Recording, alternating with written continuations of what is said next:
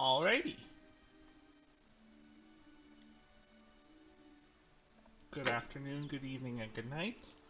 We are returning to the Forgotten City, in which we are going to continue to walk around not knowing what the fuck we're doing and looking for people who we can help before everything explodes.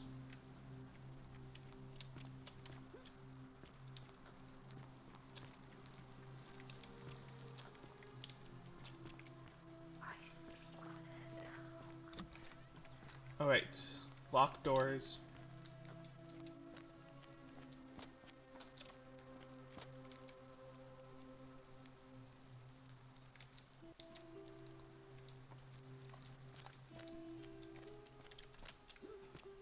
And we're not dropping frames.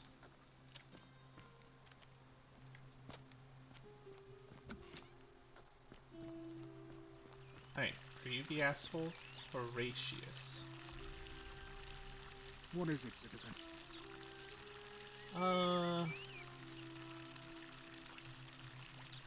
Not that it's any of your business, but my loyalty is and always will be with Sentius. Unfortunately, I don't think my vote is going to make any difference today. See, Domitius has been going around town, shoring up votes for Malleolus with lies, bribery and intimidation. The man's a savage, but he's a gladiator, so people fear and respect him more than they should. Alright. Sentius knows about it, of course, but he doesn't have the same rat cunning as Malleolus. This place will be different with that sleaze at the helm. But I try not to worry about things I can't change. How can I help? I appreciate the thought, but you're new here, and I just can't see how you could make an impact in the time between now and the election this afternoon. I need to any turn case, down If you're ambient interested in the audio. election, go and have a chat with Equitia, the Vestal Priestess. She'll be overseeing proceedings. I'll be going now. Alright. I'll be talking to you in just a second. Audio, ambient, all the way down.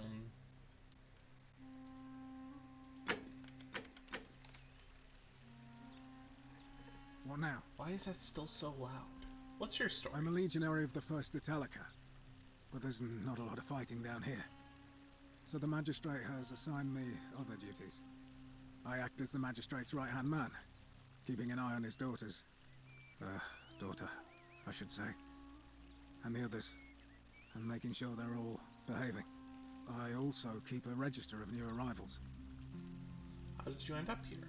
I'm from Liguria, up north originally. I was doing alright for myself. So Northern 12 Italy. years into my service. Had a nice girl lined up for when it was all over. Not anymore. She's probably figured I'm long gone and moved on by now. I try not to think about it. My commander sent me to deliver a message to Rome. While I was there, I thought I'd do something nice for my girl, and pick up a little pendant from a silversmith. That's when the crowd started flooding through the streets, shouting fire.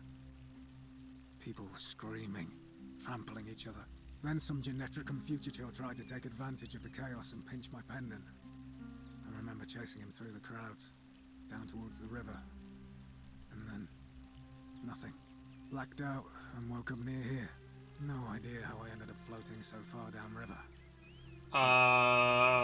Fortunate to be alive, I suppose. Ah, don't be.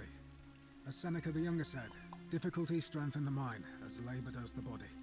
That said, Sentilla's disappearance has been more difficult than I'd care to admit. I don't see why not. Just make sure I get it back by tomorrow. Absolutely, since there's not going to be one. So 1, 2, 3, 4, 5, 6, 8, 9, 10, 11, 12, 13, 14, 15, 16, 17, 18, 19, 20, 21, 22, 23, 24, 24. Am I on here?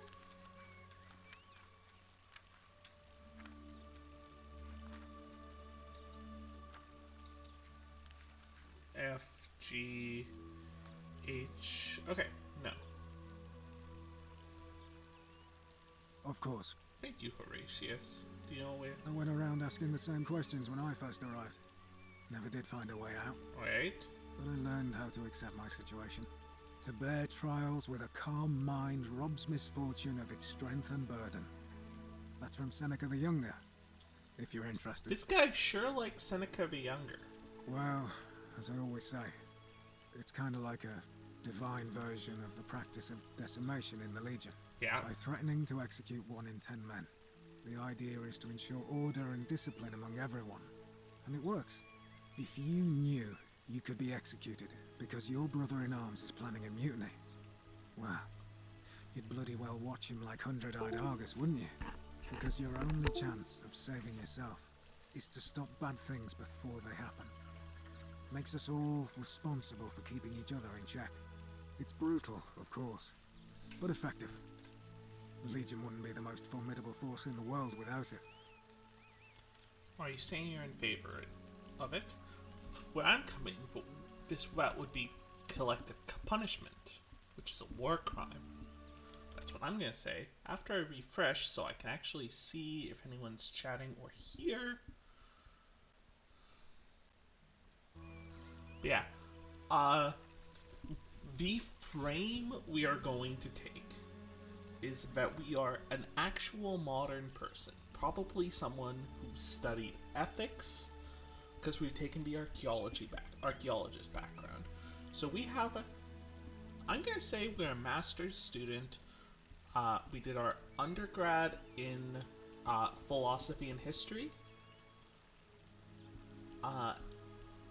and our interest is in historical forms of ethics and ethical systems, and how that is represented in the land and the people of a culture. So, one thing we are going to do is we are going to take our modern frame that we are setting, and we are going to do our best in what the game has written to impose those questions upon the people we're talking to. I'm coming. So, we're staunchly. War crime. Isn't that a contradiction in terms? As Cicero said, in times of war the law falls silent.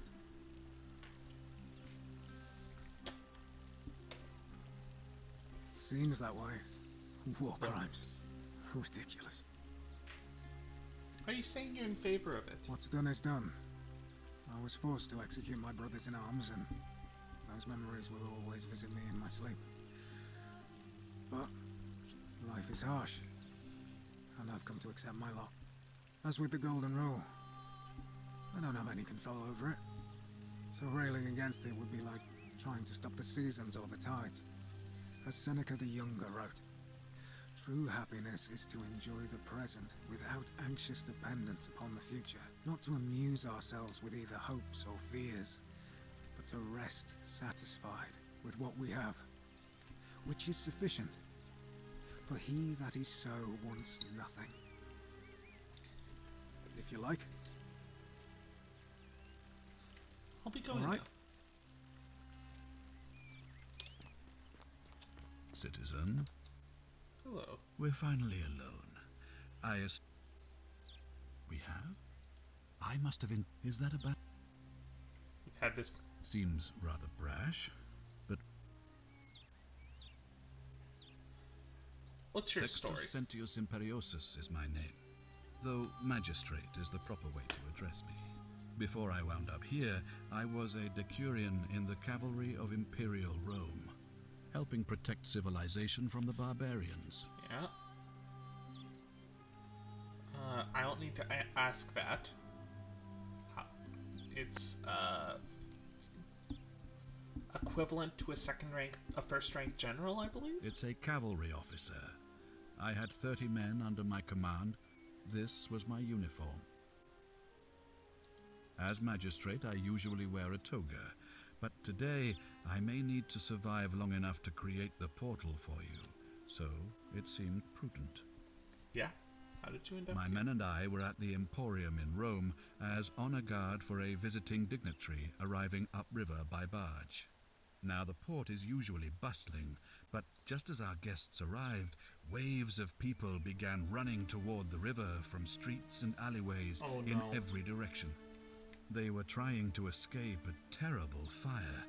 Unfortunately, the crowd sent my horse into a panic, and I remember it losing its footing by the water's edge. The next thing I knew, I was waking up on a riverbank not far from here in the company of some stranger. I went looking for my horse and discovered that lonely temple. You can probably figure out the rest.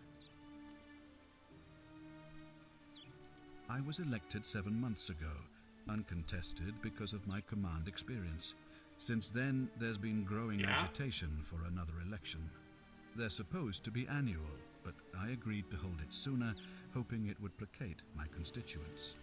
Yeah. Unfortunately, it just seems to have emboldened certain elements instead. Let's talk about Very something well. else. I'd like you to... You mean Duilius? Releasing him is out of the question, I'm afraid. That man is a liability we simply cannot afford. Perhaps you're not aware he was caught multiple times, sneaking around in places he should not have been. Yes. What exactly did Look, you do? I can see where you're going with this. You think me cruel. No. I assure you, that is not the case. You may I mean, not be yes, I aware think of you're this, cruel. but it was not so long ago, during the Republic. The law of the 12 Tables would have required that he be killed as soon as he was born, owing to his deformities. Here we see to it that he has food, water, and shelter, and most importantly, he is able to continue living. A privilege that would be taken away from all of us, were he to be released and commit the crime of trespass. The man has no self-discipline, poor comprehension of what is going on around him, and is an incorrigible rule breaker. I will not jeopardize the lives of my people so that one man can go free. Now, was there something else? What do you think? I've had plenty of time to think about it. Let me see if I can sum up my thoughts. I've always considered my guiding star to be the well-being of the Roman people.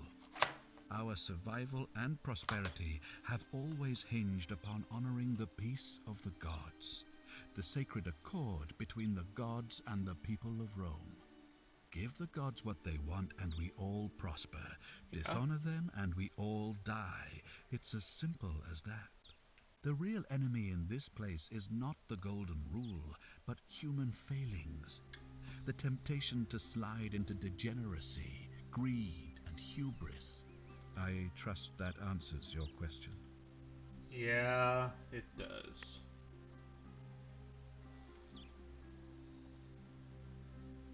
Thank you. I'll be waiting here for news.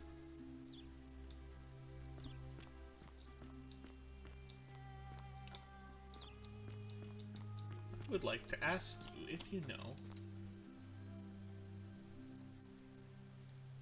Ugh, I wish Horatius would stop letting barbarians in here. What do you want? I know about I your trust you can sisters. see yourself out. Although maybe it's to him. I don't know their sex life. It could be one. They could also not have sex. They could also be just be romantics.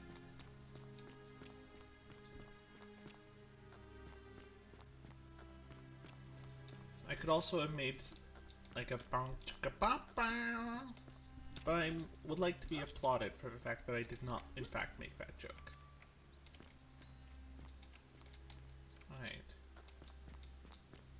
So, let's point of origin. Figure out how to return to original time. Golden rule. Optional.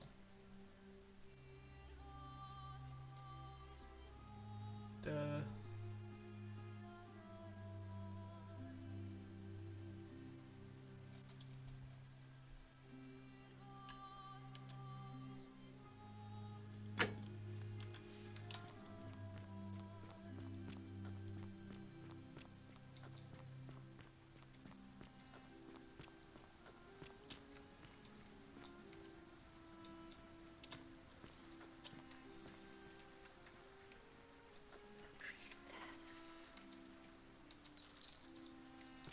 priestess. Alright, let's go talk to the priestess.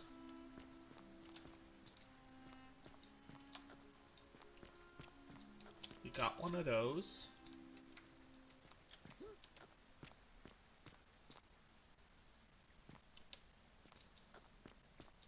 I'm gonna listen to the voices of statues, because they seem to be helpful.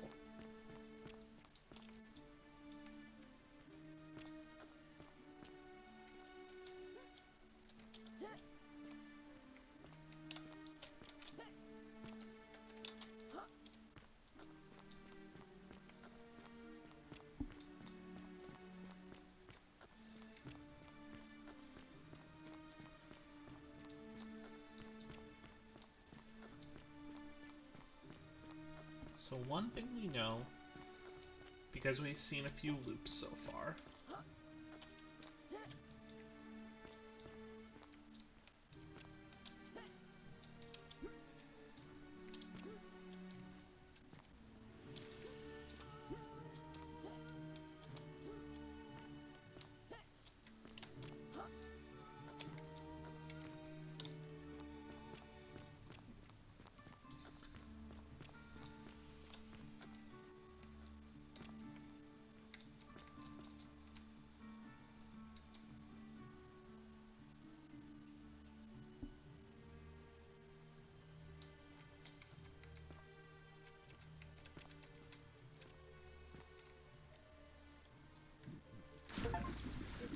Thank you.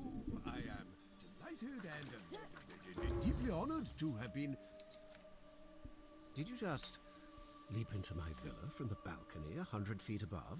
yes. That was either extremely reckless or impressively clever. Well, why have you risked life and limb to see me?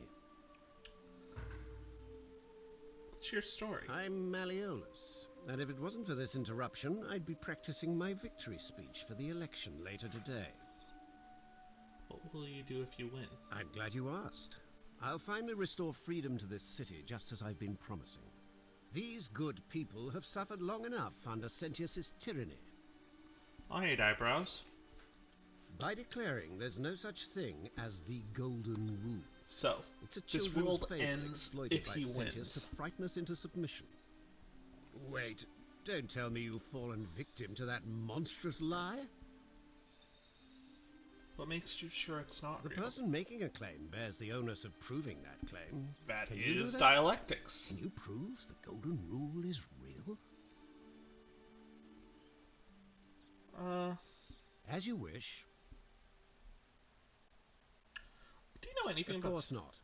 But as I always say, if Sentius can't protect his daughter, how...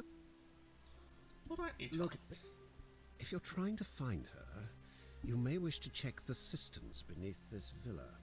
Domitius said... Of course, just to be clear, you mean the children's fable? I'm afraid not. I trust you could... Through the door...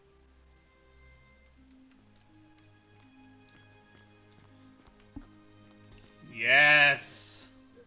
Thank you. Thank you. I am delighted and deeply honored to have been elected your magistrate. Yes, thank you. I'm delighted and deeply honored. And now... Malleolus is a wiener.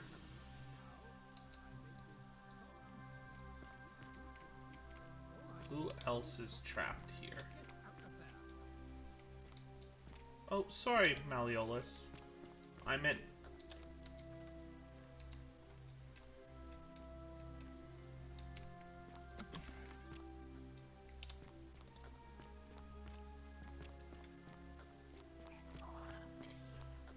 Oh, I'm aware. Ah, asshole. Name's Rufius. Better watch your step. Are you the one No threatening idea Virgil? what you're talking about? I know it was you. I found a incomplete letter to him in your quarters. Yes, so what? What are you going to do about it? I'm just going to ask you to stop threatening him. And why should I? The one true God Ah, says that for man to lie with another man is an abomination. I want to This say, presence here is oh, a threat to us all. if that's true, why hasn't the Golden Room been broken already? Well, I don't know. Maybe God hasn't noticed yet. But when he does, we're going to have a problem. Seems to me your agitation is a bigger threat than Virgil's personal affair.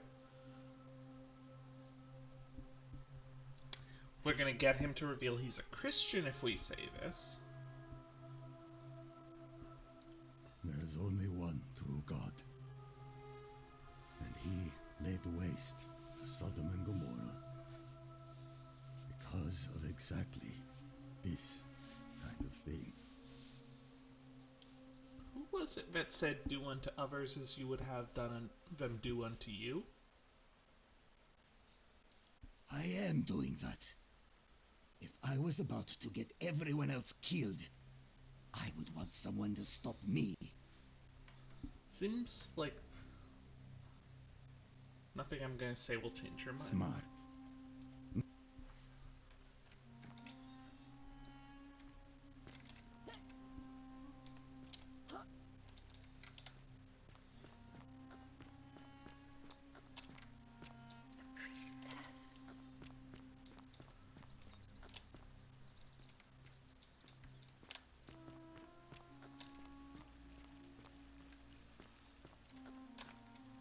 Okay. Yeah, so Rufius sucks.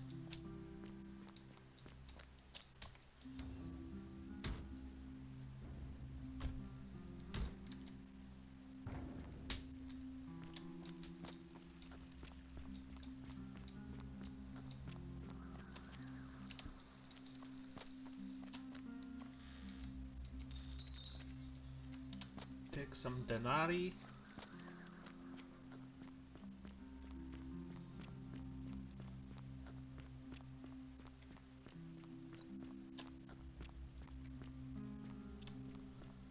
So, something I will do will allow me to make flickery plants into platforms.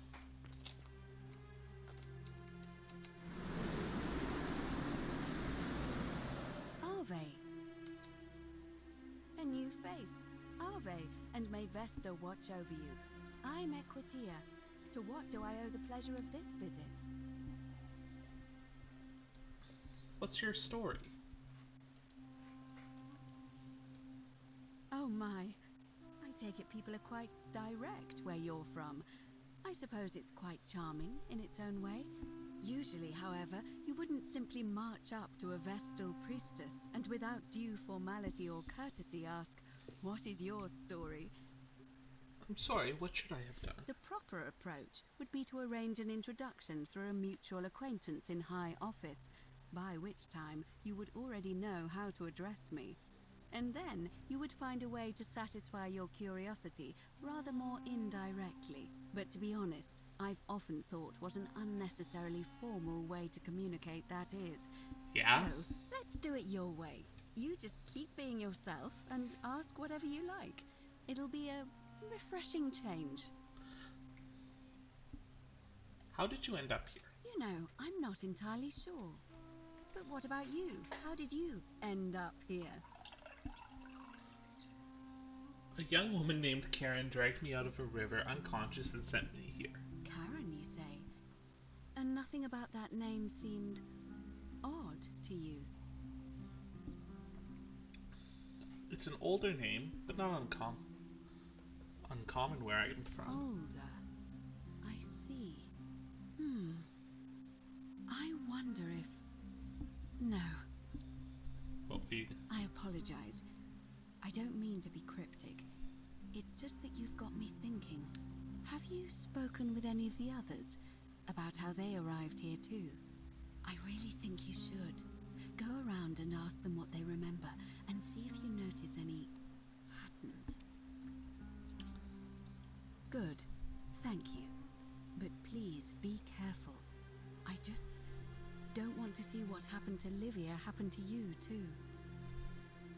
What happened to Livia? Up until a few weeks ago, she was a perfectly productive member of our little community, darning clothes and cutting hair. She was always so chatty, always seeking out newcomers and asking them where they were from and how they wound up here. And then, about a month ago, she suddenly changed. She withdrew, stopped working and became despondent, started muttering to herself. Galerius and I visited her to see how we could help, but she just looked at us with this haunted stare, called us bloodless shadows, and told us we were ignorant of some pattern. Look, it could be unrelated. Perhaps she simply fell ill. Or, as Galerius suggested, the weight of the Golden Rule was too much for her. Interesting. There is a small chance that she learned something, saw a pattern nobody else saw, and that it broke her. I just don't want to see that happen to you. So be careful, will you? I'll be careful. Thank you. Now, go and follow the thread of truth through this labyrinth, and come back to me if you discover any patterns. I'll get right on Come it. back to me once you've acquainted yourself with the rest. Thank you, Aquatia.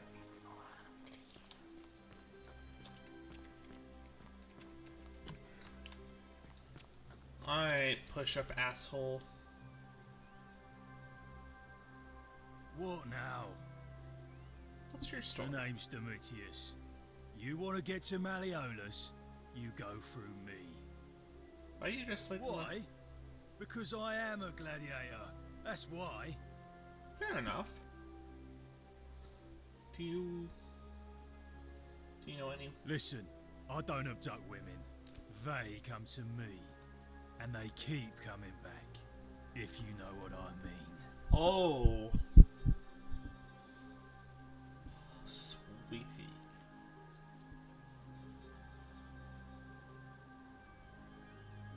The name's Domitius. What? You want to see me fight?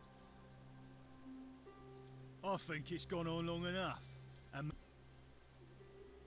How's he going to do that? he's going to announce it in his victory speech. Just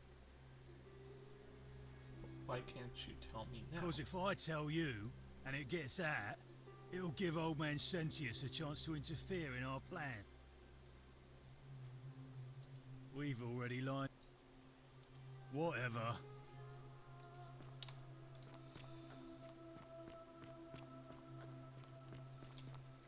Okay.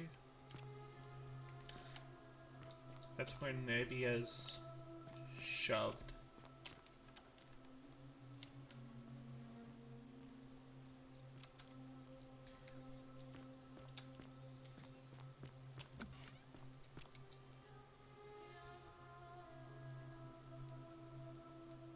Oh, it's you. You mean my life story? Oh, our father found good husbands for my sisters, but I wasn't, cut out for that kind of life. So he found me a job as a scribe for a prominent merchant. It was a good life for a while. Until 7 months ago when the fires came. Yeah.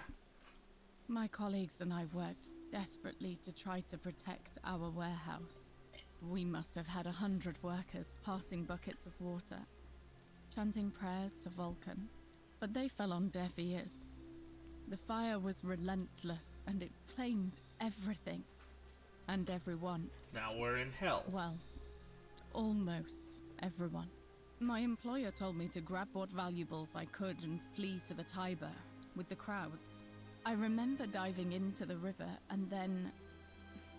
the next thing I knew, I was waking up on the riverbank not far from here. Sorry to hear that. Thank you. But to be honest, sometimes I think dying in that fire might have been a blessing, given what's happened since. I understand. Our priestess, Equitia, once told me it's the god's way of creating a city without sin. Mhm. But if that's the case, then whichever god is responsible for it didn't think it through. I mean, All it really does is make bad people better at hiding their sins, and good people too frightened to stand up for themselves. I've seen Malleolus, Claudia, and Domitius make grown men cry. Romans. They've never physically hurt anyone. But they've got people running scared because everyone knows Malleolus. Really? Then Do you know where? if that's your idea of... Oh, right, fuck. Sorry, ma'am. Feeling all right? You're the priestess of Apollo. I'm Lucretia, and I'm going to be straight with you. I'm not a physician. This is Nevia's clinic. I've just been filling in ever since she disappeared. I'm tired and out of my depth and miserable all the time. But I'd rather take this on myself than let one of you lot mess it up. Tell me, how did you end up here? My husband and I moved to Rome from Caesarea. He embraced the Roman way more than I would have liked, and turned into an awful philanderer. Yeah. I would have divorced him and demanded the return of my dowry, but I knew he would sooner have me killed than give me my right. So I waited for the right time to take what was mine and disappear. And then the fires came. As he prepared to evacuate our villa, I gathered our most precious belongings, coins and gemstones, and the moment his back was turned, I ran. I could barely see for the smoke, and the streets were full of people trampling each other. I ran for the river, like everyone else, and leapt in. The next thing I remember, I was waking up on a riverbank, not far from here. I'm sorry to hear that. It's all right. Say what you will about this place. At least my fornicating husband will never find me. And while there's no shortage of snakes here, at least with the golden rule, they have to try to be discreet about it. Why are you working out of a shrine? This shrine was in use as a clinic long before any of us arrived here. Kind of strange to set up a clinic in the temple of the god of disease. But the god who inflicts a curse is also the only god who can undo it. So Yeah. I suppose praying Panacea. to Apollo for healing kind of makes sense. Magic does the same thing with Therica, god of affliction, who is both the god of poison, but also the god of Well, the cures to she used to poisons. run the clinic. She was a midwife, not a physician, but she was the closest thing we had down here. And she was good, too. Until she suddenly lost all interest in us. One day she told me she'd made some profound discovery about the golden statues. This changes everything, she kept saying. But I had no idea what she was talking about. The last time I saw her, the last time any of us saw her, she was muttering to the statues, like she could talk to them. And then she shut herself in the palace, barred the door from the inside, and nobody's seen her since. She's been gone so long now, we figure she's either dead or up to something so strange that she doesn't want anyone else to know about it. But I really wish I could reach her, because that's the only hope I have of solving a troubling problem, a real thorn in the paw situation. One of my patients is suffering from terrible rheumatism. His joints are inflamed, and he's in constant pain. Who? I really shouldn't say. He wouldn't like it. And he's a little bit scary. He's become so irritable that the smallest things set him off, and I worry he'll end up losing his temper and lashing out, and you know what that means. I just know Nevia would know how to treat him, assuming she's still alive. But nobody seems to know how to get into the palace. You did? That's unexpected. But tell me, what is it? Willowbark. Willowbark. I should have known. It was under my nose the whole time. That's very helpful. Thank you. If this works, it should settle Rufius down some. I have some right here. Could you do me a favor and give him some of this? He'll just need to swallow a pinch of it. I'm hoping it will avert disaster. Where did I figure that out from? Thank you. I wish. Some people here need proper medical care, not the half-baked, hanging by a thread excuse for treatment. Don't get sick or injured here. That's a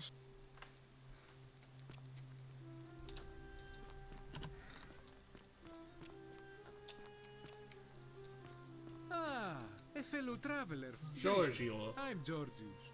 It gladdens me to see another foreigner in our Georgios. midst. We must stick together, you and I. Fabian. I know. Want to know where I'm from. But I really want to ask you some questions. My friend, your words intrigue me more and more. But yes, very well. Ask me what you will. What's your story? My story? How kind of you to ask. I am a tailor and I run the humble shop in the forum. How did you end up A here? good question. A very good question indeed. And I would be happy to tell you if only I could remember it clearly myself. Why don't you tell me what you do remember? I remember I had just been to Rome to sell an extraordinary selection of wares. And drowning in coin, I decided to celebrate my success. I rented a prestigious villa by the Tiber, invited over a few select friends, and we began making our way through some of the most exquisite wine money could buy. Quite a lot of it, in fact. Now, I have had visions and awoken in strange places before. I have even found myself naked in the desert sands more than once, but none of that compares to this. This time, I remember people screaming, then falling into a void as empty as time before creation, gasping for air, and then nothing. When I regained my faculties, I was lying naked by the banks of the Tiber, gods know how many miles from my villa. Indeed. I'm lucky I was carrying a little extra weight. I believe it kept me afloat. In any case, it seems I'd been rescued and resuscitated by a benevolent stranger. I went to find firewood for his campfire, stumbled across a cave, and discovered that trapdoor temple. And here I am. You mean to say, with all the turmoil and terror of the Golden Rule, and so few customers, why bother? Yes, more or less. I'll tell you, it is precisely because of the Golden Rule that I wish to remind my friends of the importance of looking one's best. I say, the more of our customs we preserve down here, the more we can preserve a semblance of normality, the better our chances of keeping our heads. Don't you agree? That's a good... Oh, and there is another reason too. If we all end up as golden statues for future generations to marvel at, I don't know about you, but I would like to look my best. I like you a lot. Anything you like.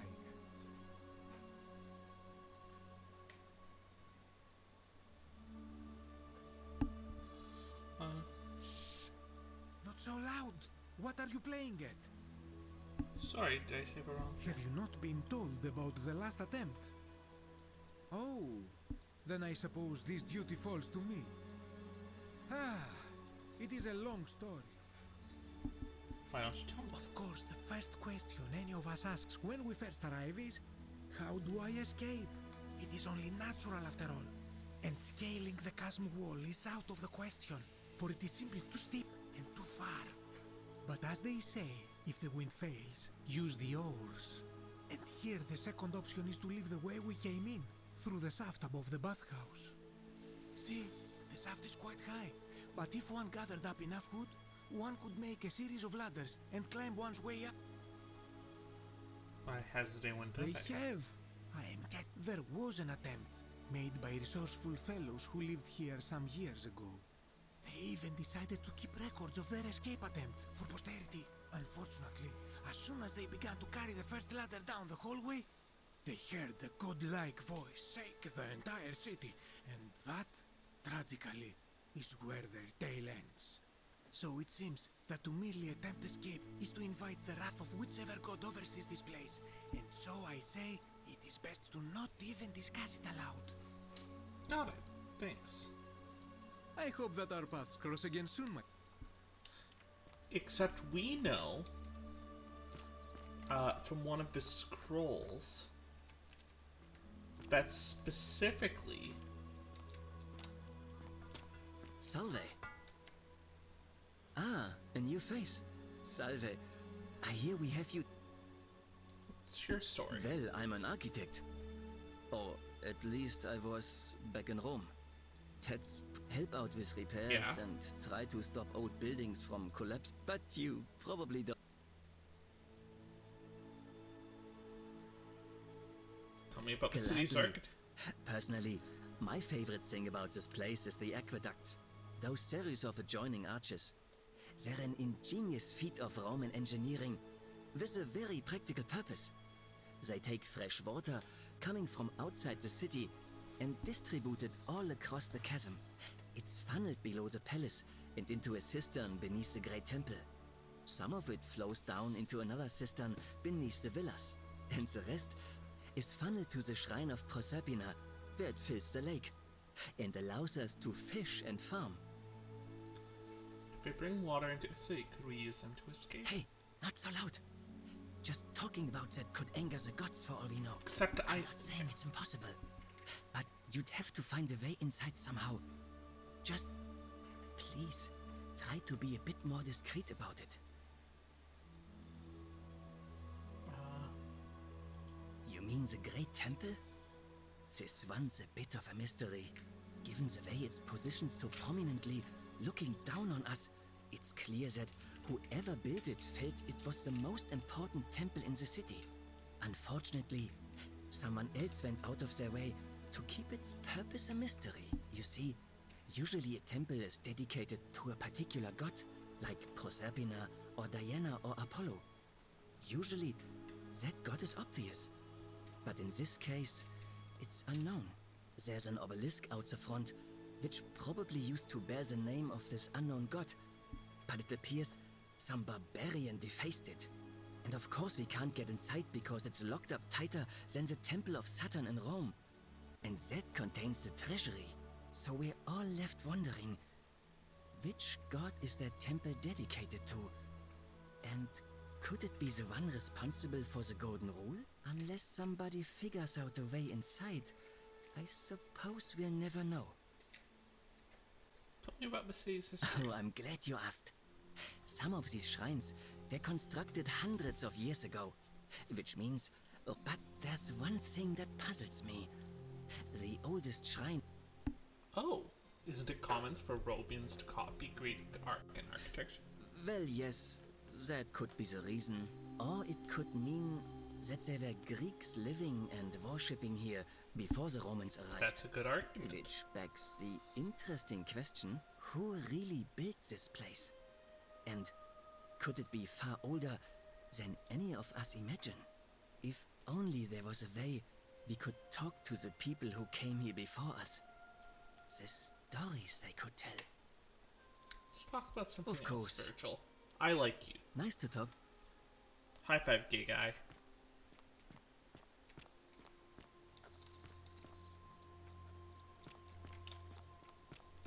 How'd you do? Ah, back again, I see. You mean, how did I end up here? Let's hear it. All right. Well, you see, I'm in the business of procuring rare and precious objects liberated from the enemies of Rome. Mostly sculptures, vases, the occasional slave, fetch a magnificent price in Roman high society. I Have hate myself a this nice man little shop so in Rome, much. just off the Forum. Lots of foot traffic and close to the docks. Good place to be when the fires broke out. See, about 7 months ago, half of Rome caught on fire. Everyone who couldn't get to an outer gate was running for the river, open to escape by barge. So I gathered my coins and some priceless vases into a cart and had my most loyal slave girl, pretty young thing named Acantha, push it for me. All the way down to the river, I'm elbowing for a stampede of people, turning back now and then to make sure she hasn't legged it with my valuables. But, to my surprise, we make it, and I see this barge loading up, and it's so full it's almost sinking. But the captain's happy to take my coin, so I start boarding, and then he puts his hand on my chest and he says, "No, too heavy. The cart or the girl." So I did what anyone would have done. You chose the cart, didn't you? Of course I chose the cart. I mean, I can always buy a new slave girl if I still have my money. Fucking So I put asshole. my hand on the cart, and I guess she realised what was Can I happening push because him those off a big black cliff? eyes of hers go all wide. And in one swift motion, she topples the whole bloody thing into the Tiber. No, I dived in after it, of course. Aren't you paying attention? That was a bloody fortune. Only, I guess I must have hit my head or something, because everything went black. When I came to, I'd washed up on the riverbank, not far from here, with nothing in the world but a single silver coin. Commiserations. Thank you, friend. But it turns out it might have been a stroke of good fortune, because this place is a veritable treasure trove. Look around you. There must be more gold in here than in the treasury of Rome. If I can just figure out how to get it out of here. Malleolus. I mean, Sentius couldn't even keep his door. Very well.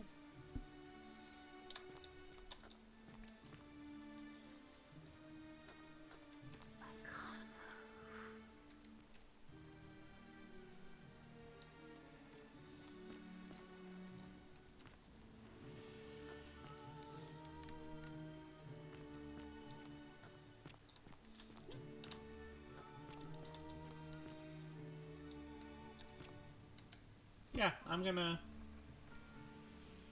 Ave again. Did you find what you need? How? And did you notice anything? A pattern? Yes, I suppose that could be something. But then most of us do tend to carry coins on our person, don't we? What else? Yes, I understand many of our friends were carried here by a river current. What else? That's true. I know I wasn't entirely sure how I wound up here. It's as I feared. I think I understand what poor Livia has been going through. You mentioned earlier, you met a young woman in the forest named Karen, yes? That's right. I see. And was this Karen, by any chance, wearing a hood? Because I've seen her before. There's something I think you should see.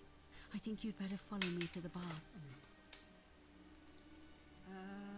What? How could you know that? And why are you talking to me instead of doing something about it? Please, go and stop him, and come back to me once we're no longer in danger.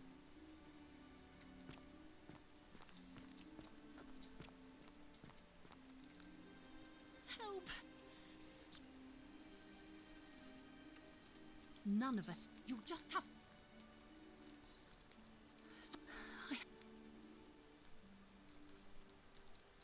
What?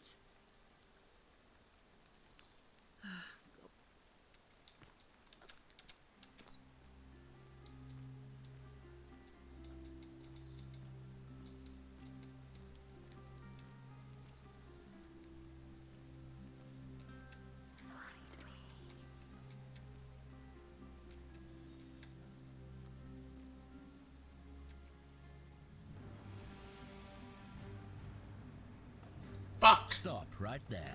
I'm looking for Tiberius Quinctius Crispus. Otherwise...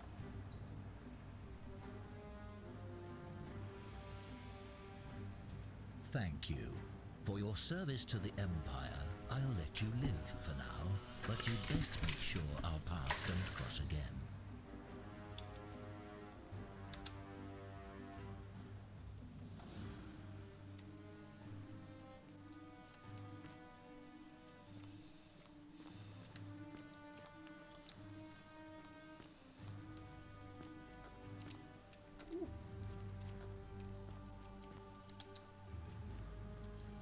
Many suffer for the sins of one. Okay, the same as usual.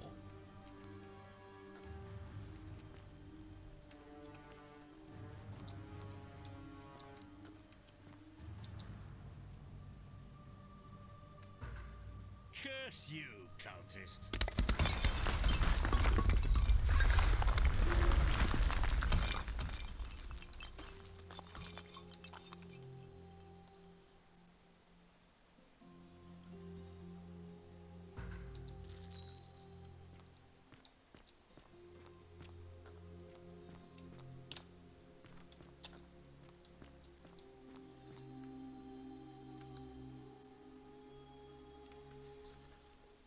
I take it you've cleared the way. Follow me, but don't follow too closely. We...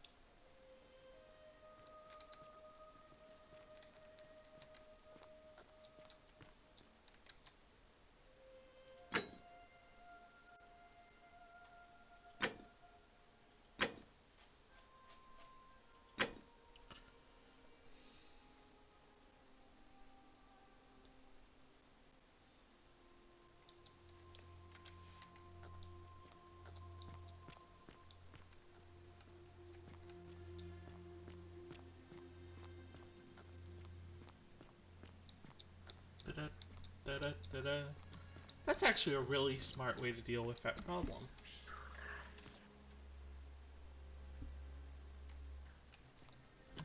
Oh, and it also proves that lying doesn't break the rule.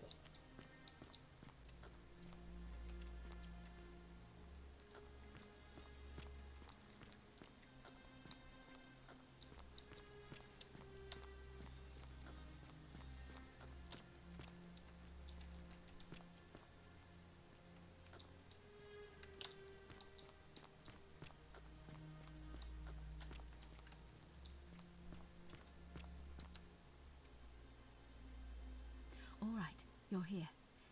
You were asking how I knew the young woman you met by the river was wearing a hood. Here, look down at the bottom of the baths. It's a little hard to make out in this light. If only we could see. Oh, what a marvelous lamp.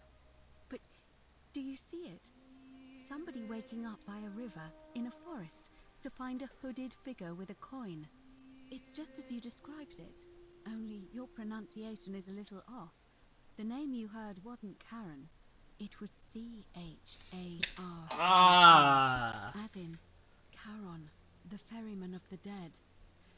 Charon, who, in exchange for the right coin, helps the souls of the newly deceased cross the Styx, the river that separates the land of the living from the land of the dead. That's smart. When I dragged you out of the river, I thought you were never gonna wake up.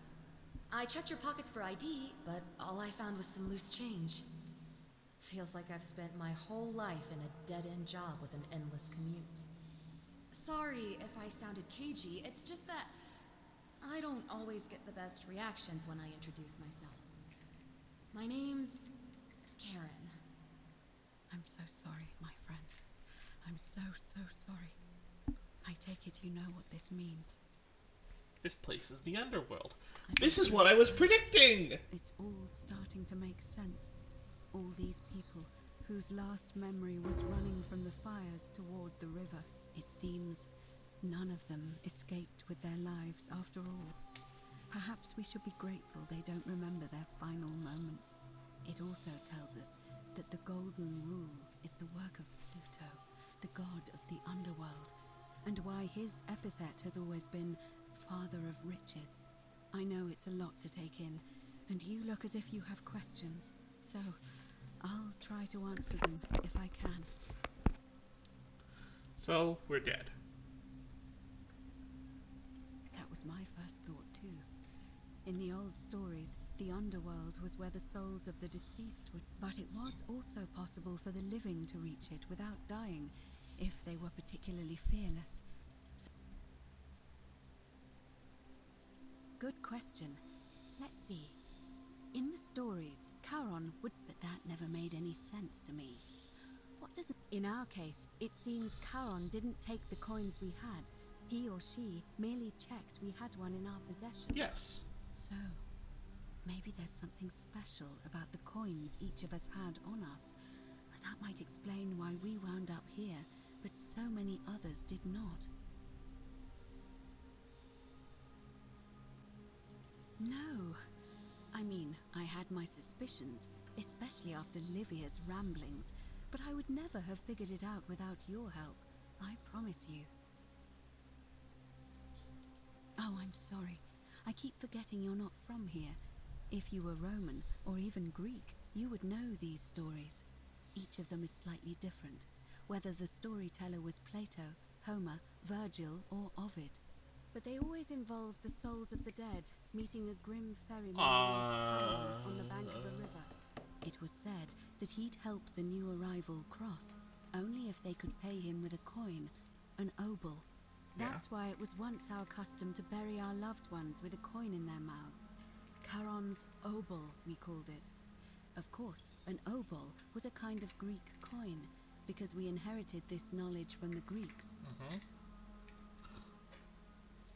To be fair, the ferryman isn't exactly as the poets described, and he, she, they seem to appear to different people in different guises. You say you saw a young woman named Karen with a hood, and I once heard Kabash mention a stranger in a ram headdress named Kerti. and Rufius described meeting a stranger named Kamut Tabal wearing an eagle headdress. But whatever form this stranger took, they were always wearing a hood of some sort, and their name always began with a K sound. I suspect the only way you'll solve this riddle is if your paths cross again. That's all the questions. Now that we know where we are, we have to figure out what to do about it if we don't want to be cast into gold for eternity. We don't have much to go on, except the old stories. I remember 4 in particular about heroes in the underworld. Hercules, the demigod and son of Jupiter. Orpheus, a Thracian poet. Sisyphus, a king of Ephyra. And Aeneas, a Trojan hero. Hercules was able to leave the underworld because he cowed its god with his strength. Yeah? Sisyphus and Orpheus both relied on their wits instead. They persuaded the goddess of the underworld, Proserpina, to help them escape. Sisyphus never escaped. Aeneas was able to escape with the help of a spirit guide, who led him through a secret gate. So it seems you have 2 options: to confront the god of the underworld head-on, or find a way to escape with the help of Proserpina or some other guide. I've noticed you seem uncomfortable calling God the underworld by his name. Why is that? All Romans try to avoid saying it, and the reason is quite simple. He might hear us. You may refer to him as Pluto, if you wish, but you'll only be calling attention to yourself. Do so at your own peril. Tell me more about escaping with the help of Proserpina, so Persephone. As I mentioned, both Orpheus and Sisyphus were said to have persuaded Proserpina to help them escape, and Aeneas was guided to the exit. The problem is, those are the stories of a poet, a self-aggrandizing king, and a brawler about their own heroic deeds, so they should be taken with a grain of salt. First, Proserpina. What we do know about her is, well, it's a grim tale. It's said the god of the underworld abducted and dragged her here against her will, forcing her into marriage. That's horrible. It is. The gods are a mirror image of mankind, as far as cruelty is concerned, I'm afraid. If the stories are true, I imagine she's as desperate to escape as we are. If she really did help Orpheus and Sisyphus, perhaps she'll help us too. The problem is, how do we communicate with her without being noticed by her captor? Leaving that aside for a moment, there is also the possibility of a spirit guide. I don't suppose you've come across one of those in your travels? Truly? And you're only bringing this up now? Then again, I suppose you were worried I'd think you were as mad as Navia. Can you tell me more? Is it the same voice? What kinds of thing does it say? Fascinating. Perhaps she's a benevolent spirit. Or perhaps... Perhaps you're hearing the voice of Proserpina herself. If she has indeed been abducted, it would make sense for her to speak in cryptic whispers to avoid detection. Tell me, has she told you anything that might lead you to the way out? Oh, I see. Well, let me know if you hear anything that might be a thread through this labyrinth. Shh! Is everyone so blunt where you're from? Oh. That option would be the boldest, but also the only way to learn the truth about the Golden Rule, and maybe even put an end to it. As I said, Hercules managed to overpower the god of the underworld, but he was a demigod. Forgive my candor. I'm a nerd, yes. You are no Hercules. I have a few tricks on I'll this. admit, you do seem different to anyone I've ever met. And even that lamp of yours looks like something Prometheus might have stolen from the gods. So, if you want to confront him, I'll help you as much as I can. Who knows? Perhaps your name will be uttered in the same sentence as Hercules one day. But first, you'd need an audience with you-know-who, and for that, you'll need to enter the great temple overlooking the city. The problem is, the door has been sealed shut for as long as I've lived here, And there doesn't even seem to be a keyhole. I suspect the answer lies in the desecrated obelisk in front of it. I'm not sure if you noticed, but there are 4 plaques missing from its base. It looks as though somebody, or a series of somebodies, forcibly removed them, and in doing so, dishonored and angered our divine keeper. If you could recover and replace all 4 of those missing plaques, I imagine he might be willing to receive an audience again. It's the towering stone monument with 4 sides. You'll find them all over Rome. But of course they were looted from Egypt many years ago. It seems one of them made its way here too, although how is a mystery. However, this one is unusual in that each of the 4 sides is decorated in a different style: Roman, Greek, Egyptian, and another I don't recognize. That means you'll need to recover 4 different plaques: Roman, Greek, Egyptian. I'm excited. And I need to go see that plaque before this loop ends. Good question. To answer that, it would have had the god's name engraved into it, so it may be that whoever desecrated it wanted that name to be forgotten. And there's only one group of people I know. There's a cult in Rome. They've been known to start fires, as well as deface religious monuments whose existence challenged their beliefs. If I were you, I'd go looking for them. Of course, they've all been in hiding since the fire last year, so finding... But I did hear a rumor they have a secret shrine somewhere in the city. Perhaps, if you could find that, you might be able to recover the Roman plaque. I don't know. But perhaps you should begin your search with the local Greek fellow, Georgius. His store is in the forum. Perhaps Kabash, our Egyptian resident, would be able to tell us. Unfortunately, he disappeared weeks ago. But I did hear Aurelia is peddling rumors about him at the tavern, so perhaps you could talk to her, or just take a look in his room. I'm afraid you're on your own with that one, but perhaps the goddess will help guide you to it when the time is right.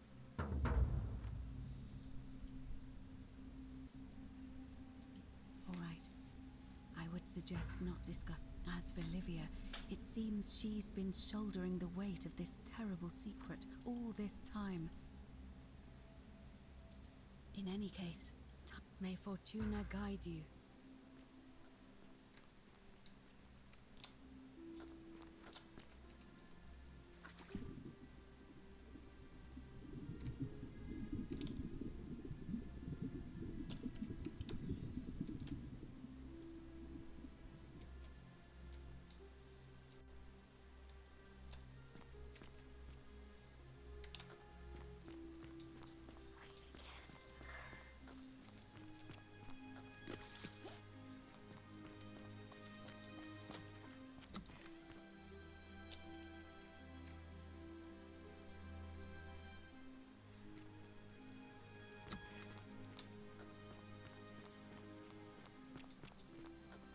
Isn't the great temple majestic?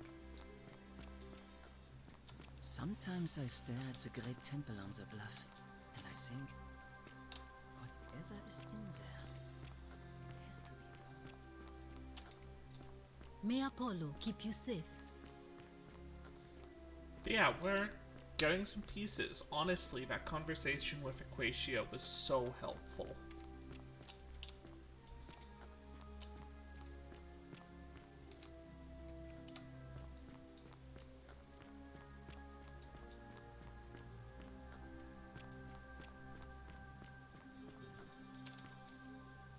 Just as the ocean accepts the rivers of all the world, so this place accepts all the souls.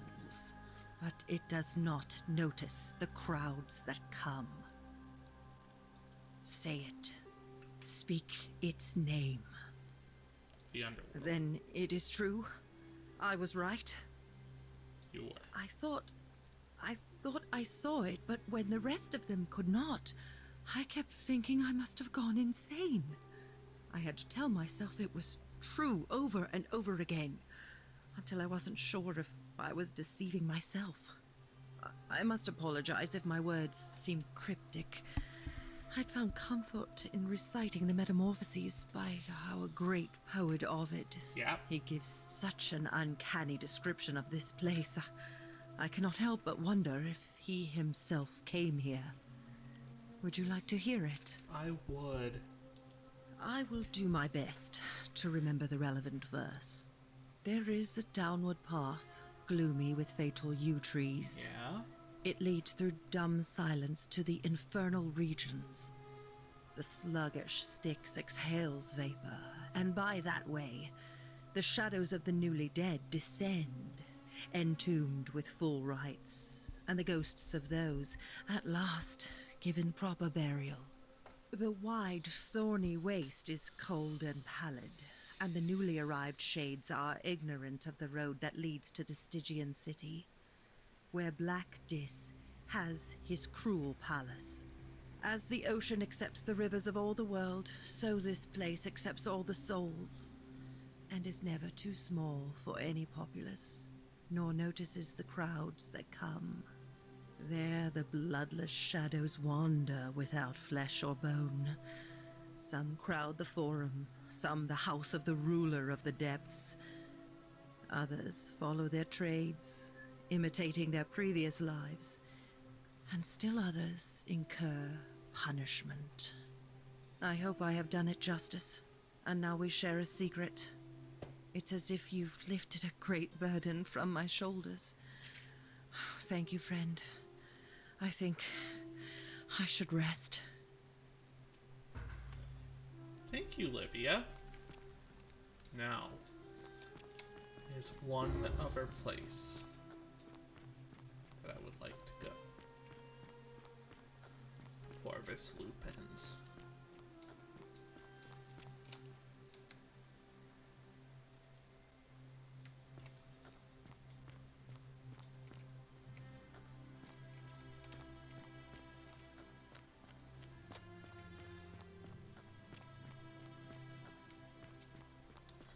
Because I don't think I have a lot of time.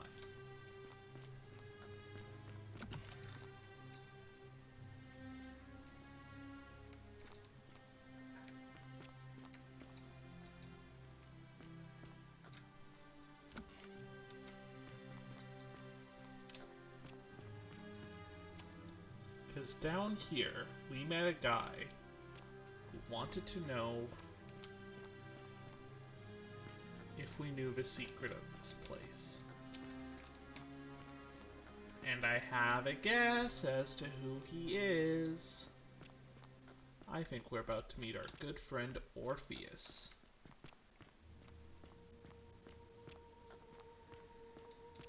You carry the gift of Prometheus. Welcome, welcome. May I ask your name? Jay. It's a sincere pleasure to meet you. Tell me, what brings you all the way down here? Ah, Kabash. I know this man. He came through here some weeks ago. I will tell you everything I know, but first, a request. The one thing I long for above all else before I die is a good philosophical argument with somebody astute. I'm hoping that person is you. Oh. Let us find out with this simple question. Have you deduced the name of the god responsible for the Golden Rule? Pluto. Excellent. I see you are indeed quite astute.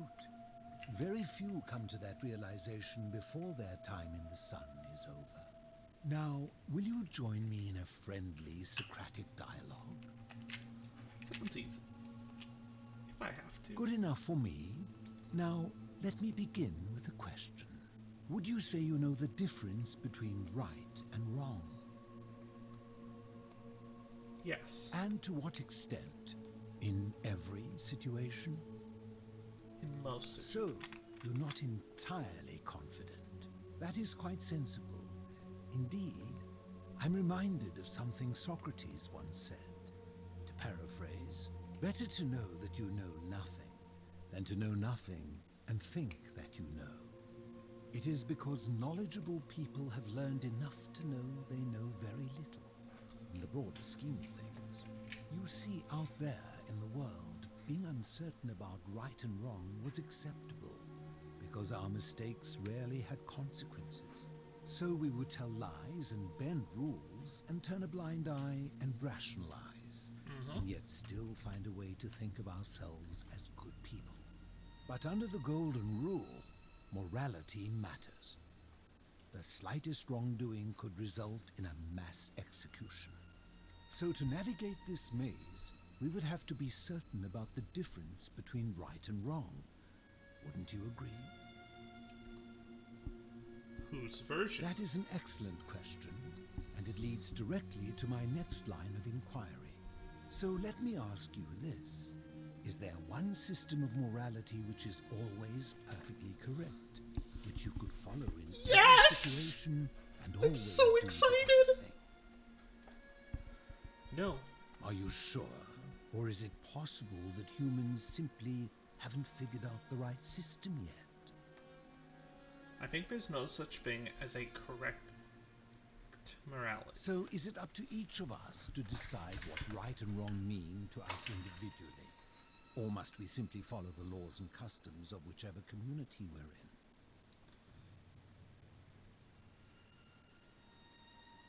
Ha ha ha. I think...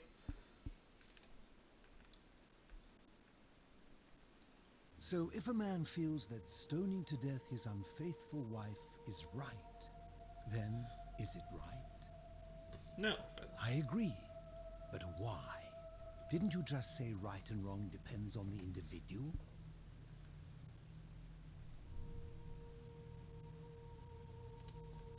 I see. So you get to decide right from... Empathy. It's the cornerstone of human morality. Empathy? The emotion? Let me ask you this.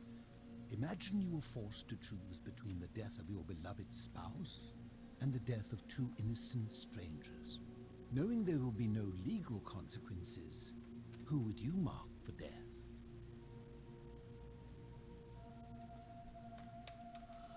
I fucking hate the trolley problem.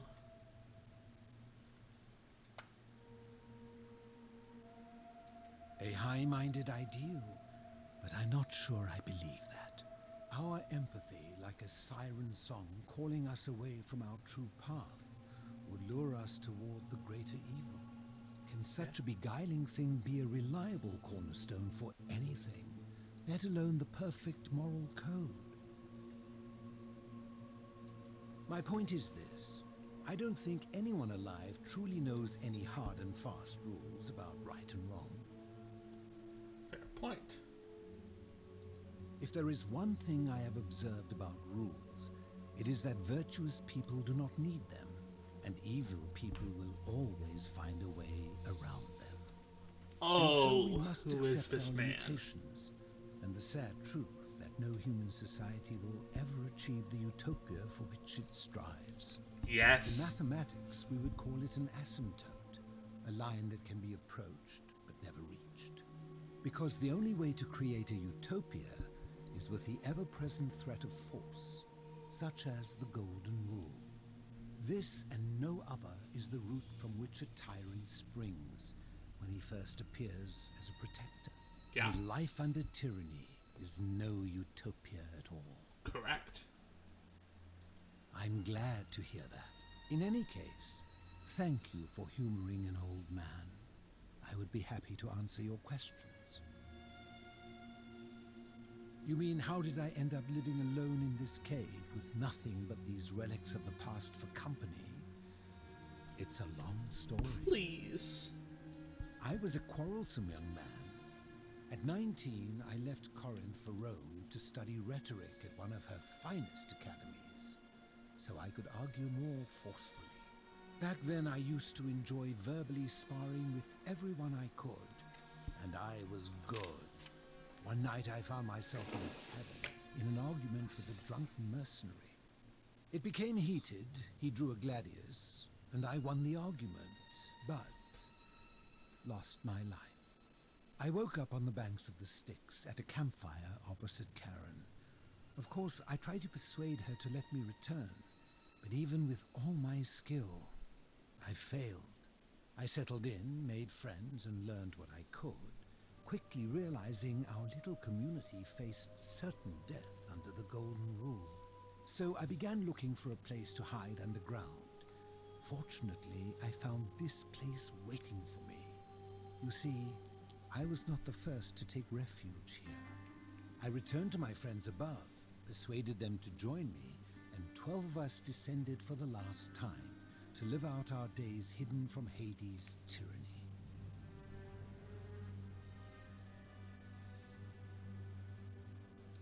I fear that if you were to utter my name in the city, even by mistake, that Hades would hear you and know I am still alive.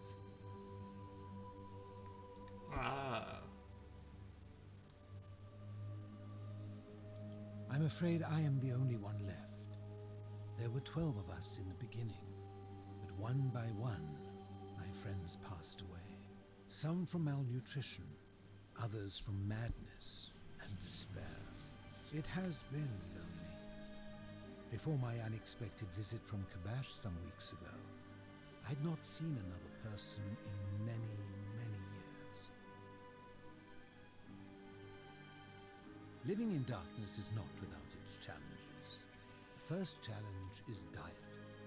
Fortunately, I found that eating fresh fish provides most of the nutrients I need. And sometimes, when there are Greek people living up above, I surface at night and salvage the offerings they've left in the Temple of Demeter.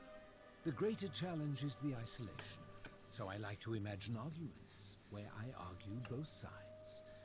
But, like so many things in life, arguments are better with a partner. He's fucking Aristotle. As you wish. If I did, would I be No, you wouldn't. Did we not discuss it at... You seek the plaque bearing the... It is a cursed object, and I would be happy to give it to you. I will tell you, but you may find him hostile. To prepare for your... Very few know this, but before the Romans came to this city, it was once entirely Greek. The architecture, the temples, and the people. When the Romans came, in typical fashion, they claimed it as their own, built over everything that could be built over, and renamed the things that could not. Thus, the Shrine of Persephone became the Shrine of Proserpina. And when they found an obelisk bearing the name Hades, they tore it off and replaced it with Pluto instead. And the city's dwindling Greek residents, witnessing this compulsive Roman conquest, decided to preserve what they gathered their art and valuables, secreted them away through the Temple of Demeter, and hid them here, out of reach of the Romans. However, there was one thing that always seemed out of place to me, and it is the very thing you seek. An even older plaque bearing an Egyptian inscription. We had no idea until years later, when the first of my friends began to die. As a result of their deaths, we began to dig catacombs branching off from this cavern. We extended the tunnel so far that we accidentally discovered another, an even older tunnel. Suddenly it made sense why there was an out-of-place Egyptian plaque among our people's possessions. You see, we proud Greeks had thought the Romans beasts for stealing and corrupting, but it turns out this game has been going on much longer than any of us imagined. I think it is best you head through the catacombs and follow Kabash's trail. There are certain things you must take this key. I enjoyed our chat.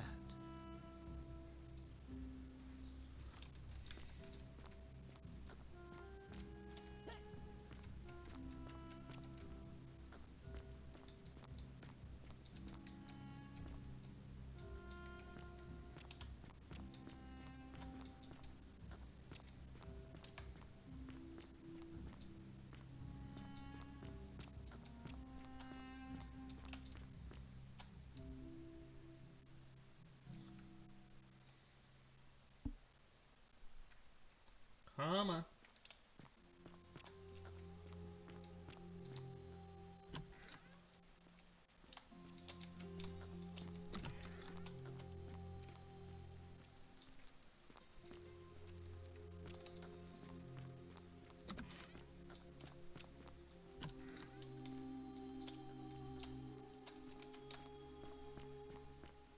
Loading, loading, loading, loading, loading, loading, loading.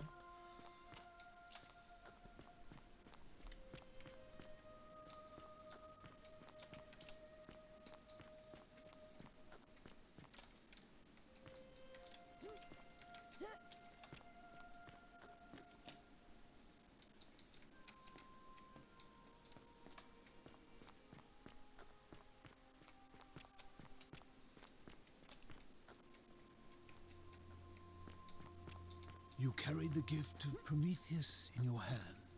Remarkable.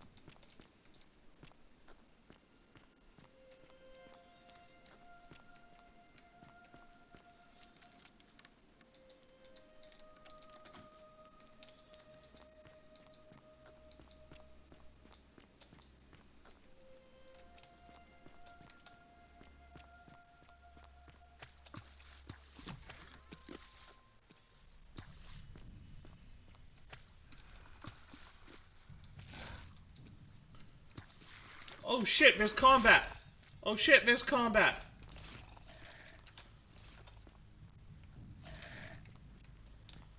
I'm not set up for this. I just want to explore.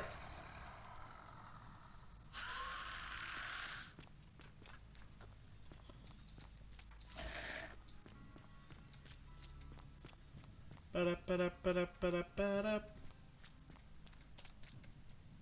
Stop. Do not come any closer. I am Kabash. Try these boots. Yes, here. No. I'm dying to this thing behind me, aren't I?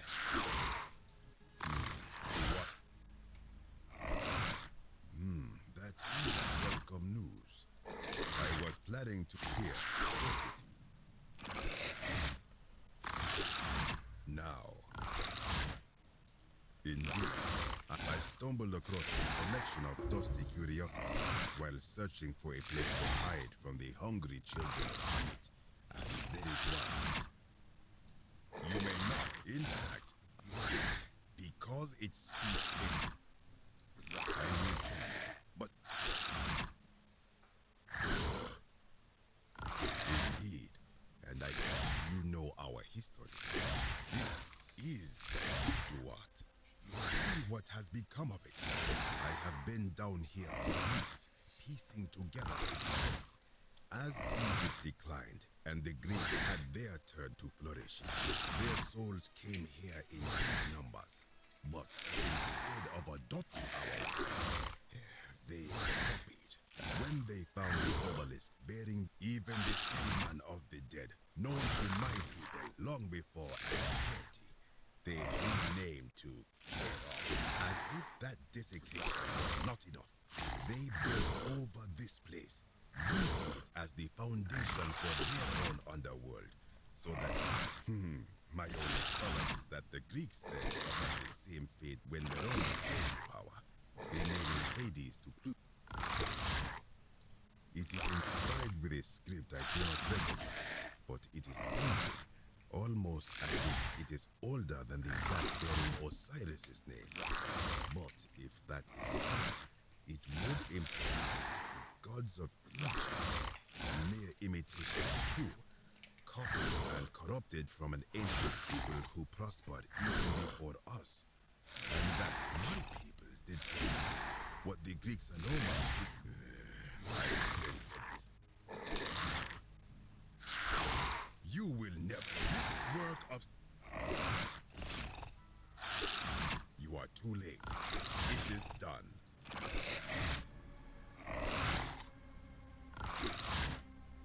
You would plunge into the depths of the Duat with.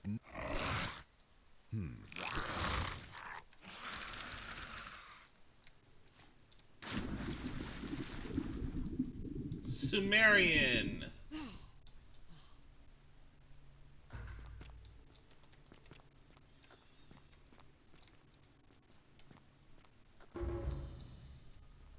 Hi, Sumer.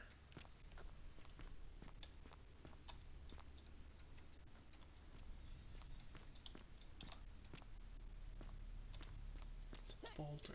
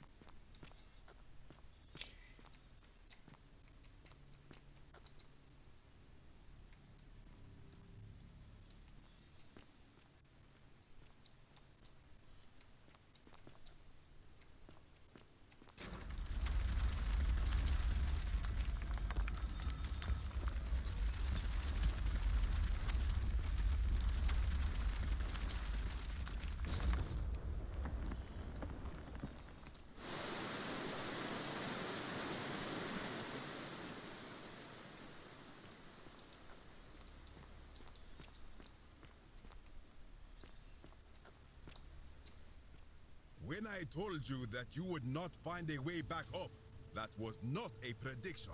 That was a promise. You will die here. I disagree.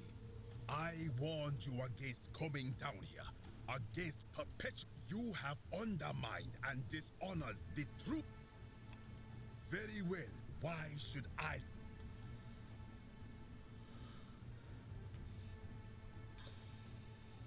That may be true of many things, but this is different. If our gods were copied and corrupted from an older civilization, does that not mean they are false? No, it doesn't. Does that not mean our prayers to our gods all fell on deaf ears because we were not even addressing them by their true names? It wouldn't have made any difference. I don't think the gods answer any. If gods exist, isn't it possible they each have more than one true name? Now that I think about it, my people would sometimes call Osiris the god of many names. Perhaps it is so. But the underworld of my people is so different to this one, and so unlike the way it was described by our priests. Many of my ancestors endured great hardship to live good lives so that we may descend to the Duat in death and be judged accordingly. We prepare to have our hearts weighed on Anubis' scales and to swear ourselves innocent of sin before the 42 assessors of Ma'at.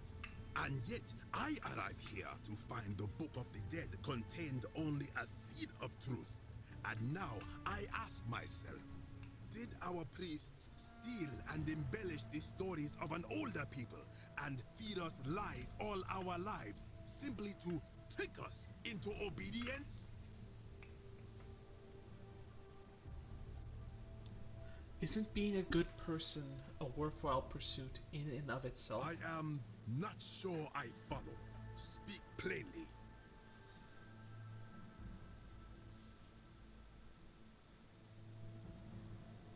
Even if you were only good in life because you expected a reward. Even if your belief is above you. Perhaps there is some truth in that. What is your point? Are you going to abandon a lifetime of good character now that it matters most, just because you found out you were misled? You are persuasive. Very well. I will let you live, and you may do what you will with that plaque. I will remain here for a while, and attempt to learn what...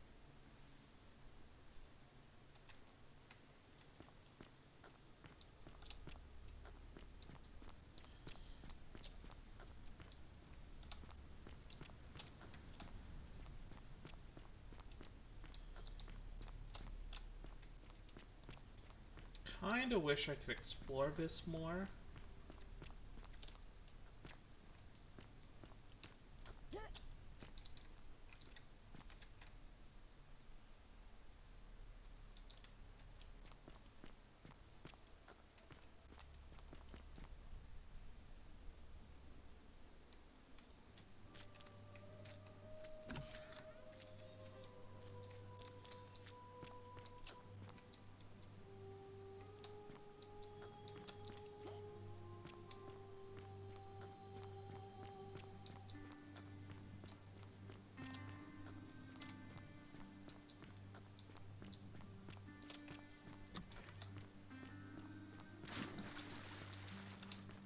You carry the gift of... Good to see you again, friend.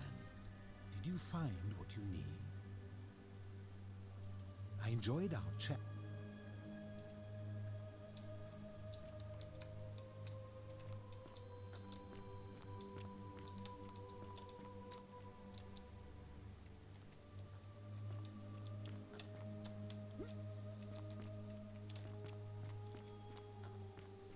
You carry the gift of Prometheus in your hand. Remarkable. My theory is, as soon as I step outside, the apocalypse is already happening, and I will need to book it to the temple.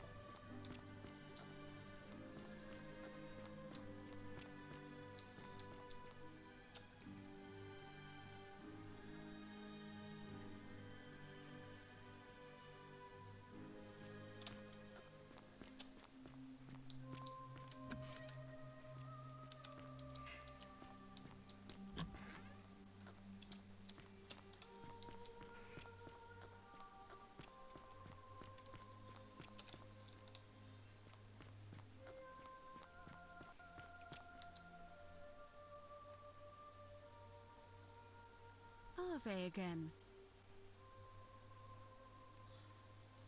See you again.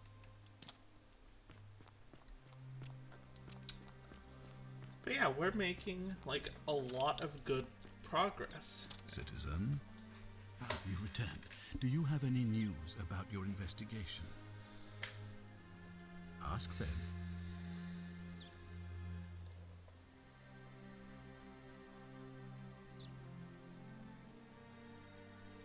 Good. Now, thank you. Okay, I'll be right back. I need to use the washroom.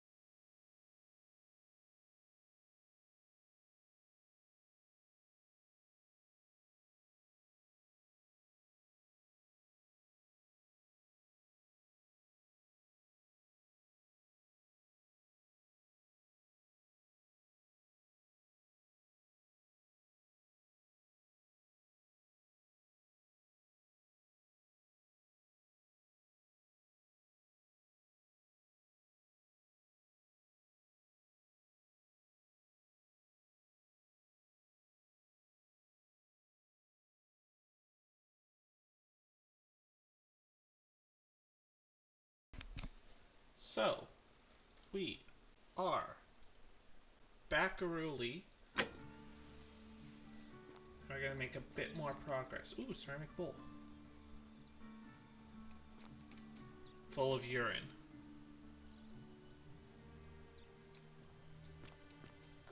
Huh. God, this game is pretty.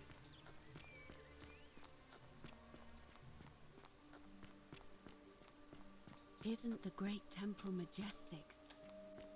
May Apollo keep you safe. Greetings and salutations. Jojo. Hello again, my sartorial friend. What is on your mind? And in a city full of Romans, you are asking me? Because I am Greek. Let me tell you something about Greeks and Romans. My name is Georgios, yes.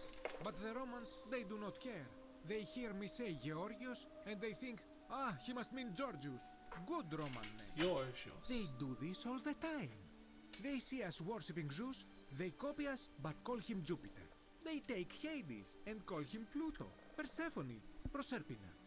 I am flattered that they copy our ideas, but why must they change the names?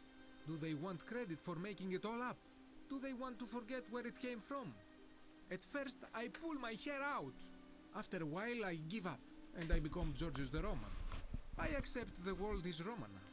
Plus, I have no hair left to pull.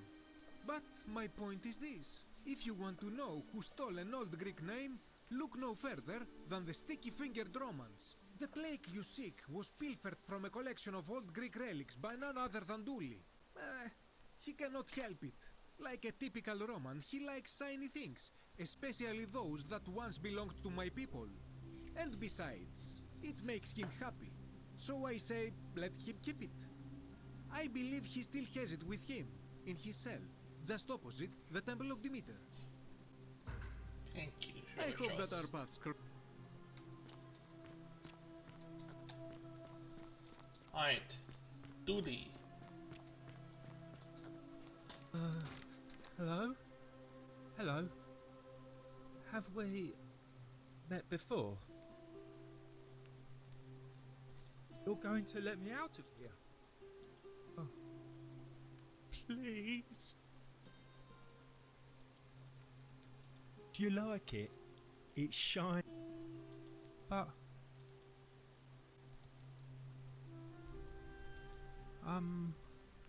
well... like... Galerius? Yeah, Galerius will let me out. My friend Hannibal used to look after me. He said he always would. He said he gave me this key. All I remember is now nobody looks after me. Bye-bye. Alright. So.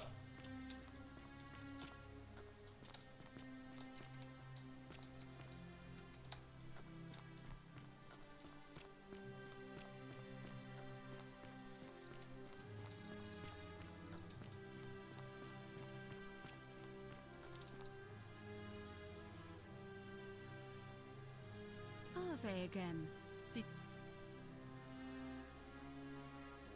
It must be completed by dusk. Just the same. It'll be between Why do you... Certain. See you again. So next loop. Oi! How did you get in there, you cheeky little Sturkus? If I cop an earful from Malleolus, I'll be coming for you.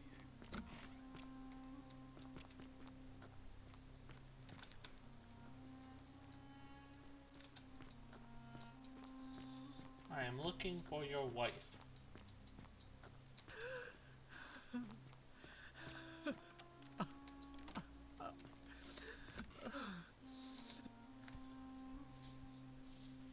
I'm not supposed to be in here. Talk. What business could you possibly have with me? My marital affairs are no concern of yours. Thank you very much. I think a better question is, I have quite... The dainty little thing from next door. Of course not. As much as I despise her father, I would never lay a finger on that poor, sweet child.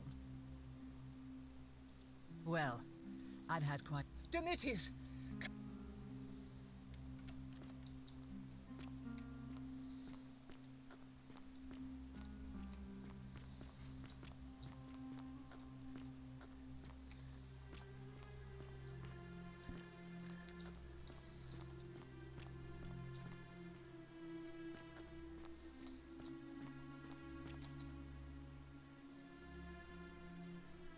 You again. What is it now?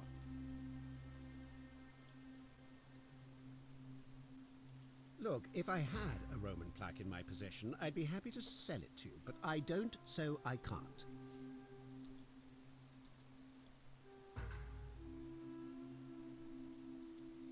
My name is Marcus Malleolus Gurgis. You seem to have confused me with someone else. You mean my heterochromia? I am guilty of nothing more than having different colored eyes. And I'm hardly the only person with the condition. Alexander the Great had it too, as it happens. I like to think it is simply the way the gods have chosen to mark a natural-born ruler. Nothing more.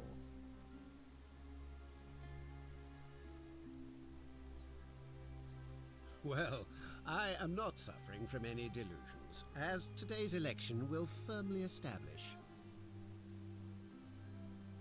Unlikely, because it simply isn't true. Now, was there something else you wanted? Are you insane? Why would I withdraw? You are acting very... I trust you. Through the door, this... Get out before I have Domitius bash your skull in, fool!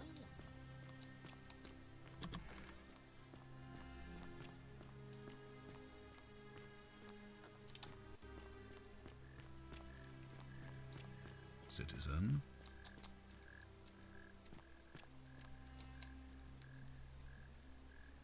Ah, you've returned. Do you...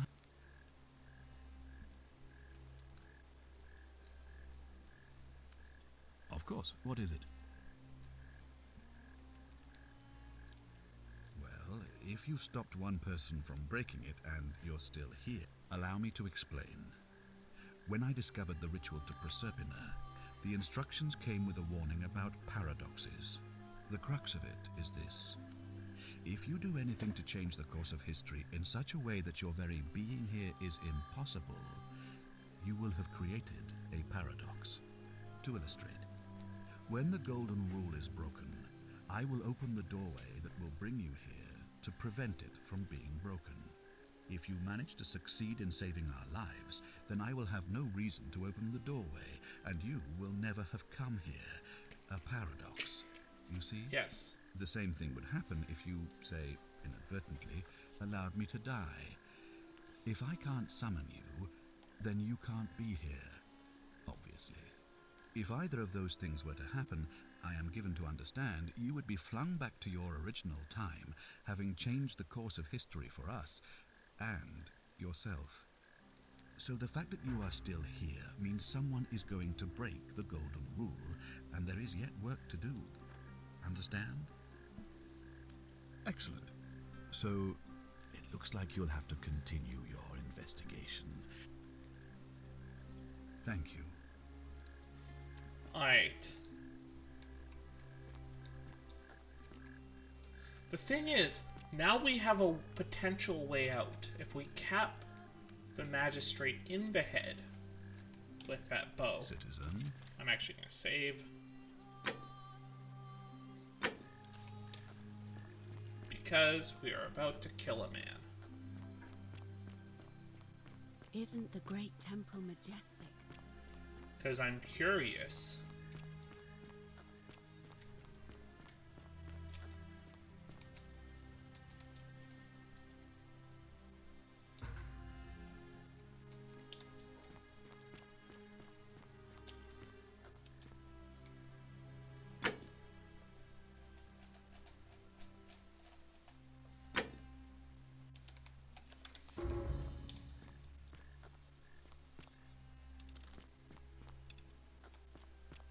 Isn't the great temple majestic?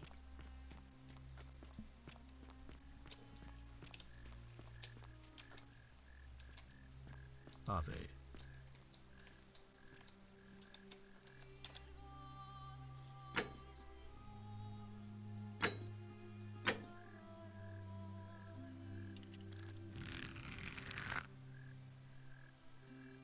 Don't be so foolish. If you kill me, we all... Allow me to explain. The crux to illustrate. If you man the same... If either of those things were... Indeed. Thank you.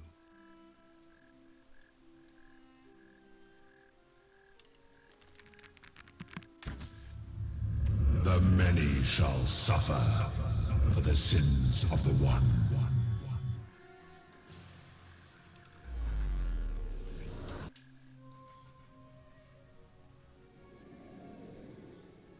Time paradox?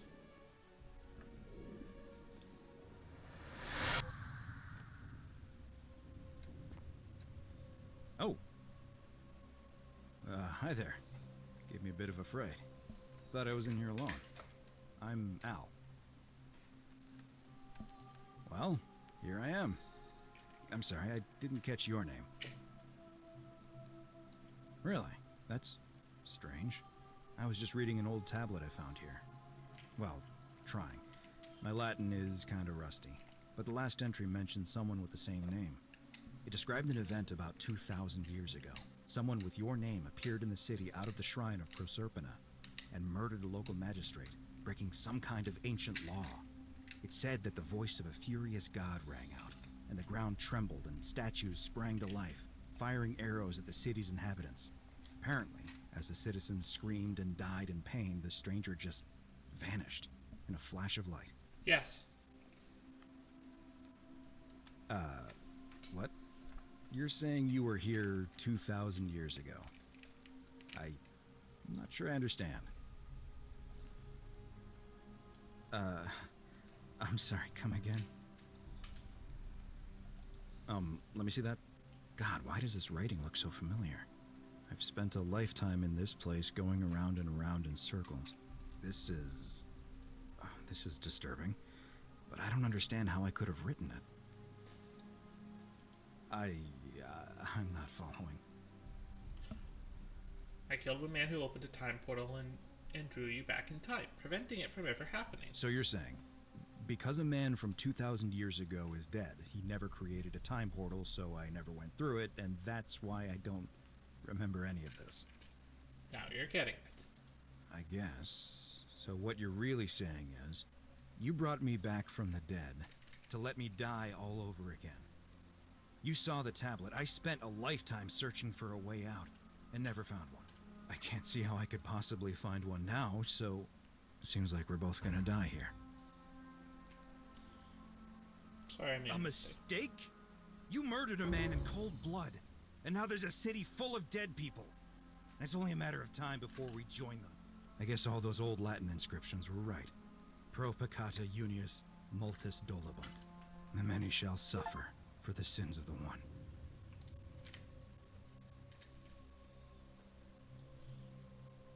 Alright. So.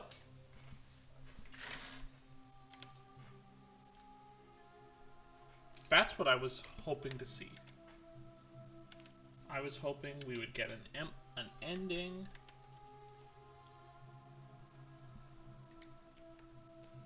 We'll watch this fully when we do a full ending. That was a cheese ending. I killed a man.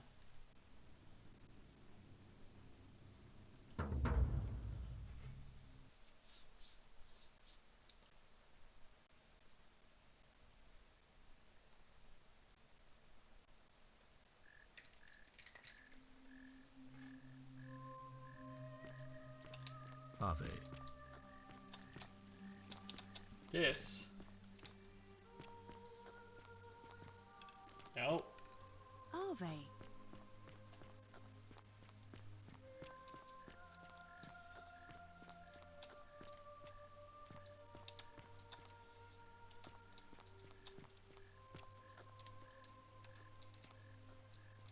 Where's my asshole?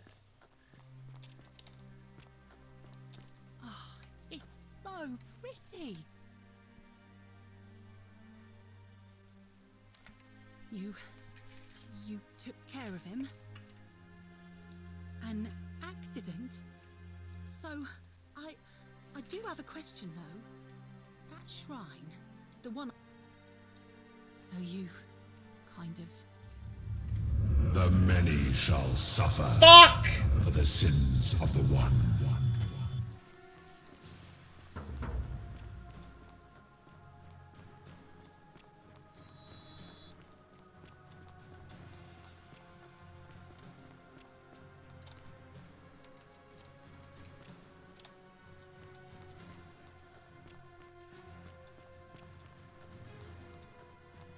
Oh fuck, I'm going the wrong way.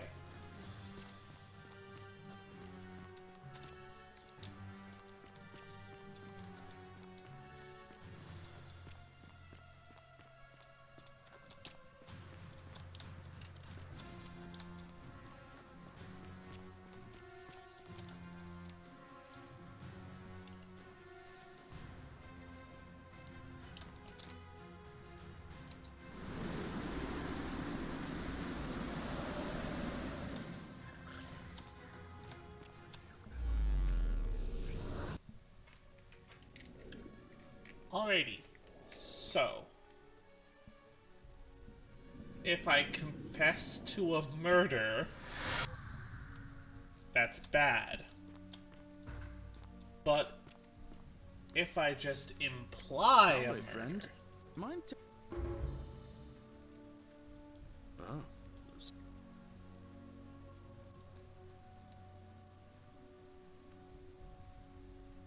Yulia? Oh no.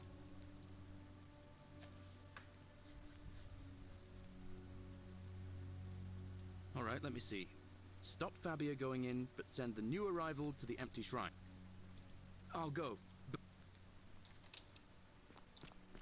because I need to save someone up here.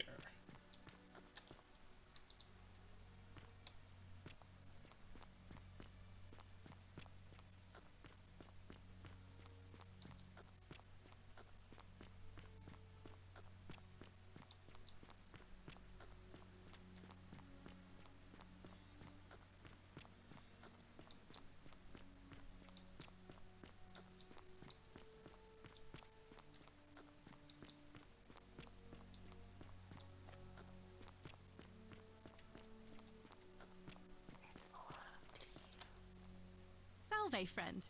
Welcome to life under the... All right. I can't believe this is how it ends. Oh no. No. No, no, no, no, no. Orpheus, what are you doing? That's the idea. What? Why do you... I know things are... Please, please just think this... I'm sorry, but I... Please, help him. Thank you.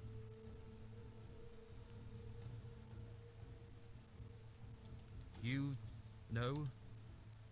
Well, you don't understand. It's too... If I back down...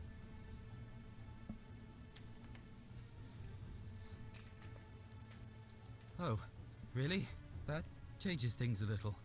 But we're still in debt bondage to that mon...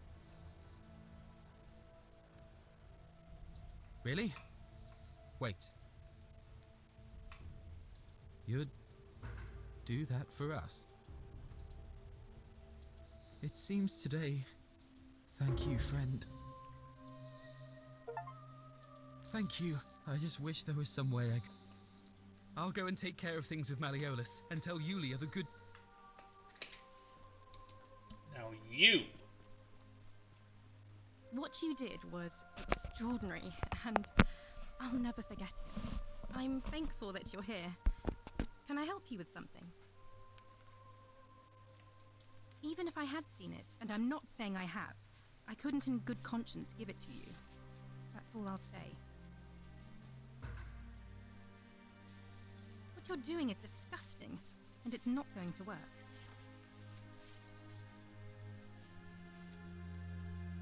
Even if...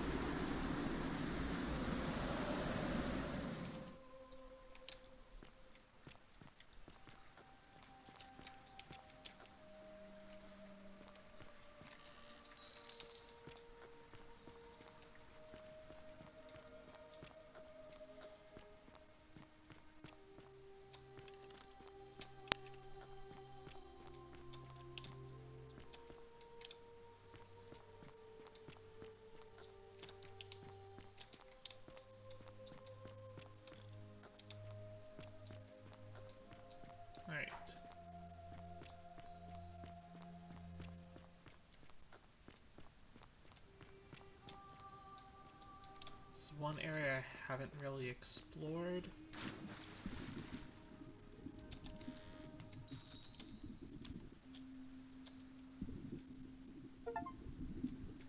Oh, there's our Tantalus. Hey, buddy.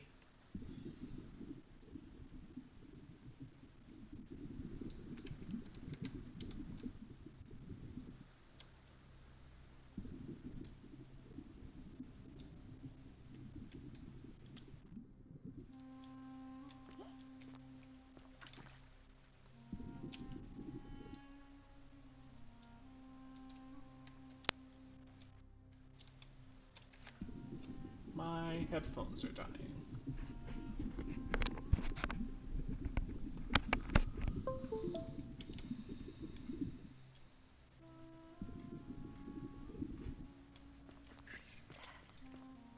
Yeah, so the priestess is Nevia, who I have no idea how I get to yet.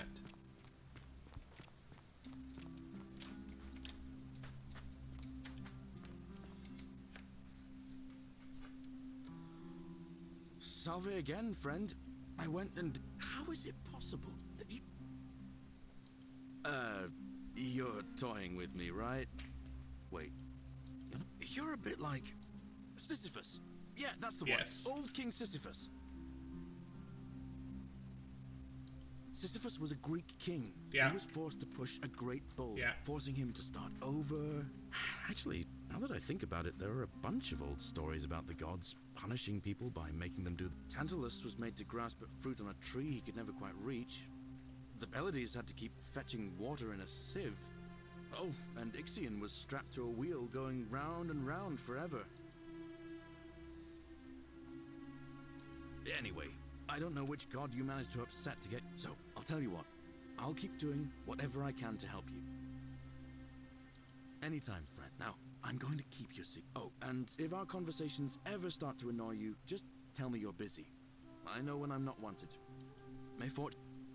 Nope, I need you to do work. Salve again, my sister. Now.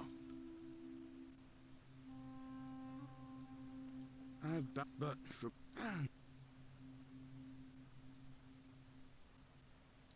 And how could you know that?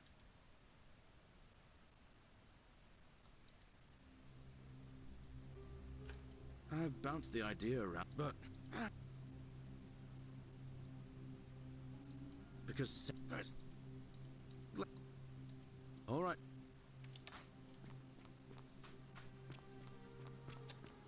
Little goat.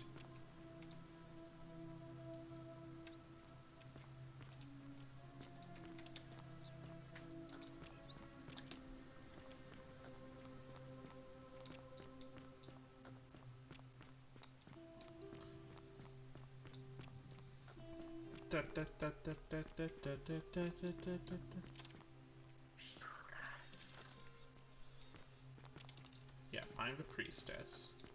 Means I need to summon. Cerberus lifts his triple head and lets out his threefold braying. Shalom. Scintilla and I were in love. And then, 22 days ago, she went missing. Yes. All right. One night a few months ago, when I was cleaning Malleolus's villa, I heard a young... I wasn't allowed out. So once everyone else was asleep, I climbed up the inside of the villa and onto the roof, just to see where that sound was coming from. And that's when I saw her. Ah, yes. Standing Two houses, in the garden both of the alike in magistrate's dignity, villa. in fair I just Verona, sat where there we on the say roof, play our scene. listening to her with my chin on my knees. And for the first time in a long time, I felt hopeful. And then she looked up and saw me, and she smiled. I knew at that moment the fates had brought me to her. And from the moment she asked my name with this warmth, fates and are always curiosity, kind and gentle I knew folk. I'd have done anything for her.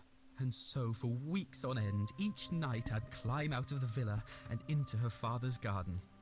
And then one morning I woke up and everyone was out searching for her. They said she'd vanished in the night. All I could do was keep my head down and try to hide how beside myself. All I know is she loved me. And if she had known her, she'd never have taken her own life. And there's no way anybody could have killed her under the Golden Rule. Not I can't entirely prove it, true. but I just know she's still alive somehow. Even now, it's as if I can hear her voice in my head. Cry. Somebody abducted her. I have no idea how, or who would want to do something like that to such a sweet, love. My guess? Malleolus had something to do with it. I have no idea where he'd be keeping her, but there is one room in his villa, upstairs. I've never seen the inside of it, and I haven't been able to, but I have a feeling that if you could get in there somehow. Really? I feel like I've looked First, the palace. If Navia managed to get in, then I suppose Scintilla could have too. The only other place she could be is somewhere in the cistern network. I remember hearing that Dooley had been poking around in the upper cistern before he was locked up. So you could ask him about it, I suppose. All right, friend.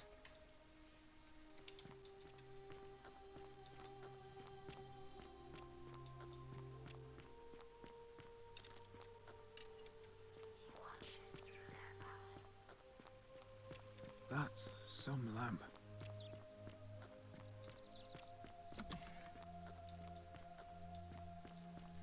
Sentius, you wiener, save Dooley. We're finally alone. Is that about... Look, it's... Now, I assume you've sought... I need you to release Dooley. You mean Duilian? Perhaps you're not a... Look, it was here, April, the man. I will... Thank you.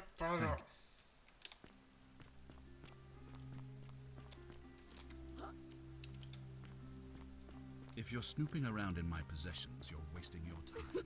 Whatever are you wearing? Fuck off!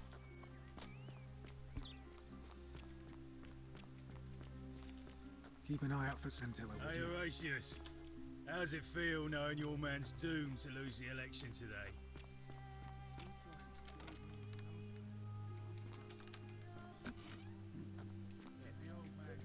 Thank you. Thank you. I am delighted and deeply honored to have been elected your magistrate. Yes, thank you. I'm delighted and deeply honored to have been elected your magistrate. And now, I make this solemn promise to you, good citizens of the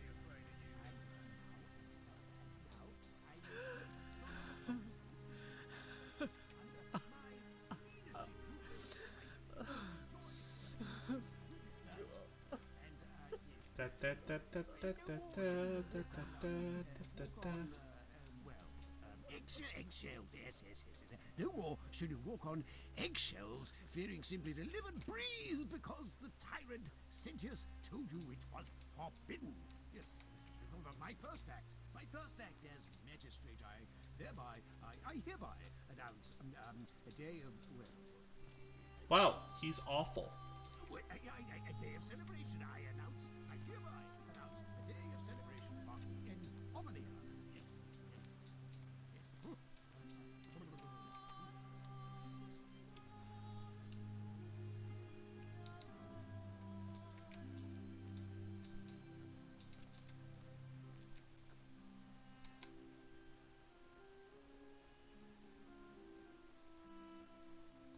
Yeah, okay.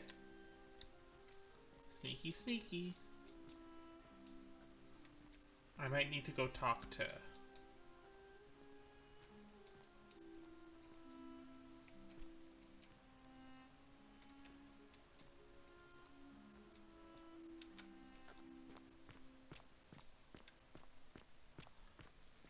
Alright, let's talk to the wife, Claudia.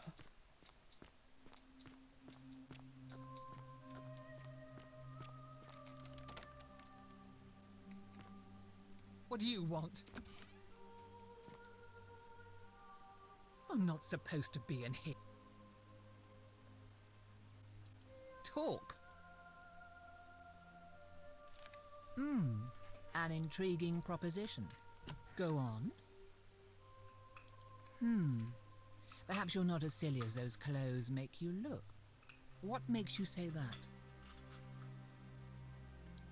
You know, I may have the very thing you're looking for. Some time ago, when he still cared for me, he wrote me a love letter. Only, he used the wrong name. Now, addressing one's wife by the wrong name is not unheard of among philandering Romans. But in this case, the name he got wrong was his own. Oh, I confronted him smoking about it, gun. and he stammered through some incoherent response. I let it go, eventually, and yet questions have lingered in the back of my mind ever since. But wait a minute. Why exactly are you helping me? I couldn't agree more. One hand washes the other, as they say. It seems our interests are aligned. I imagine knowing his true identity will give me the leverage I need to manage him appropriately. But first, I need you to do something for me. Absolutely. I want you to bring me some wine. Just one small urn should do it. Oh, don't look at me like that. I know this must be hard for you to wrap your sweet little pleb head around. So what do you need me to spell out? You mean, aside from the fact that I'm locked in this room and Domitius is right outside the villa, because there's barely any left in the city. In fact, there's only one small urn, as far as I'm aware. And getting it won't be easy. Let me tell you something about Malio. After all I've done, he said it was for my own good, and that my drinking was unbecoming of a lady, let alone the wife of a magistrate. I'll show him unbecoming. Tonight, at his victory party, I'm going to get good and merry, and if he tries to discipline me again, I'll threaten to expose his true identity in front of everyone. I am so looking forward to it. So you're... Thank you. Yes. Here's the letter.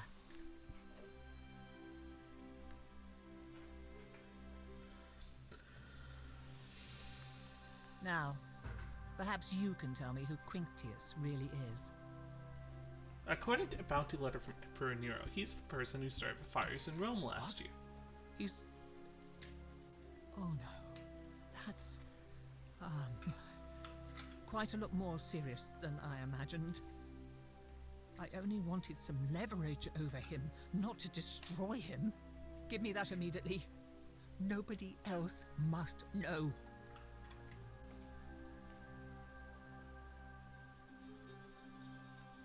What? No. It was a lie of a mission. You were planning this all along and you deliberately concealed it. May Jupiter... I curse you.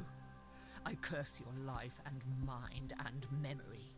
May you be unable to walk or eat. This is outrageous. I hope that doesn't have lasting consequences. Like across runs.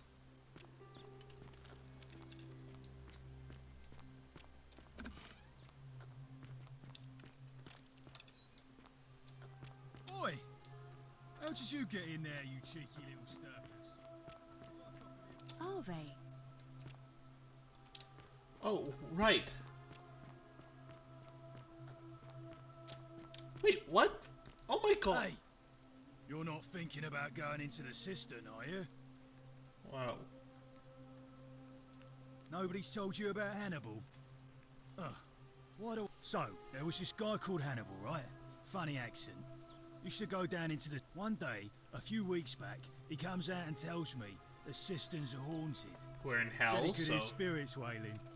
Of course, nobody believed him, because who trusts a Carthaginian, right? Anyway, of course. A few days later, he goes back in.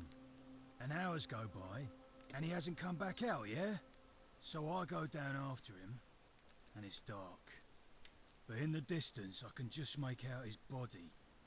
Sprawled and hunched over him was something that made my blood run. A creature. Like the corpse of a man who'd been flayed. What any sane person would have done. I legged it out. Well.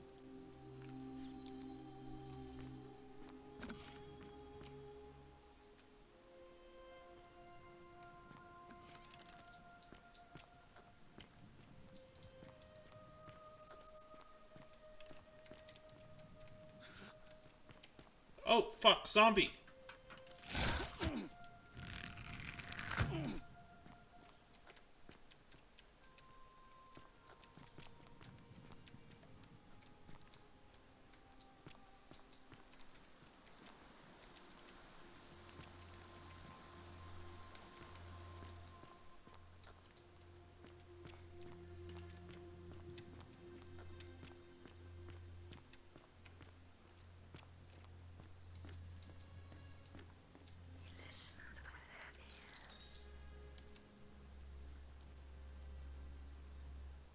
This is left. Send the death.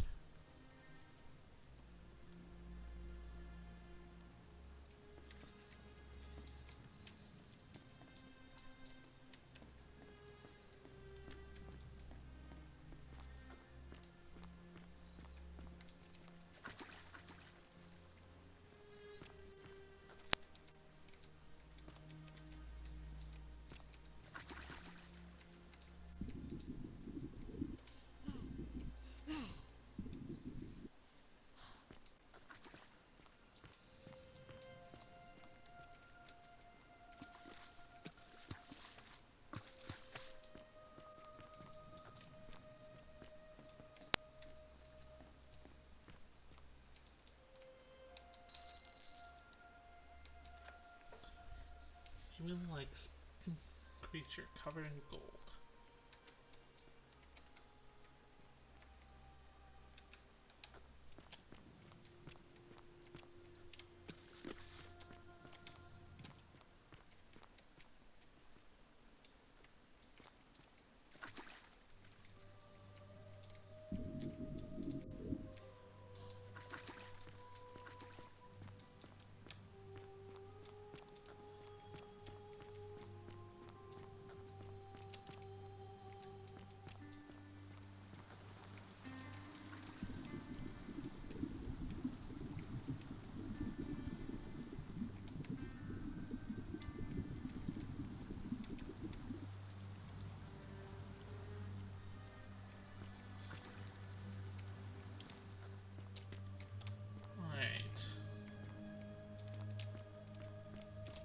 So,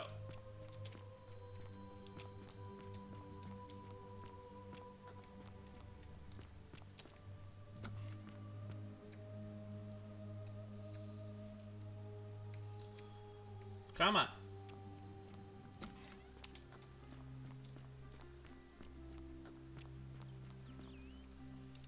Ave.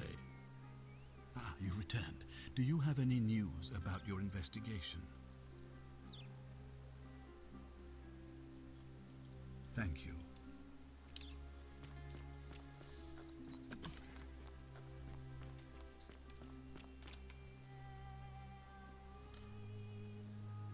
Oh, I wish Horatius would stop.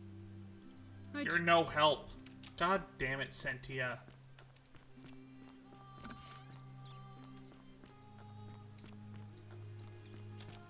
What's fair?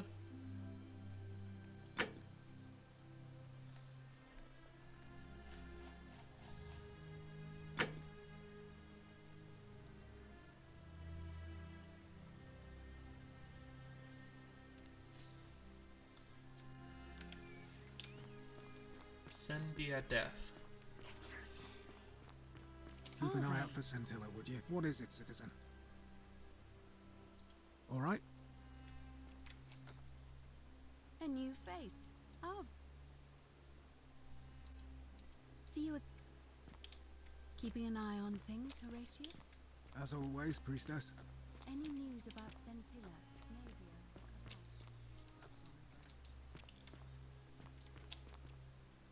You there. No idea, Amy. And before you ask, no, I wouldn't dream of trying to buy it from you. I have no... But I would like to propose... Tell me, do you have any idea how people here... And here I was thinking I was the only one to figure it out.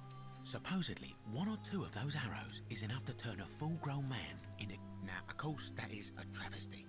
I can't help but think of a tale told by that Greek with the ability to transmute organic matter into gold. One could create infinite wealth. Use your imagination.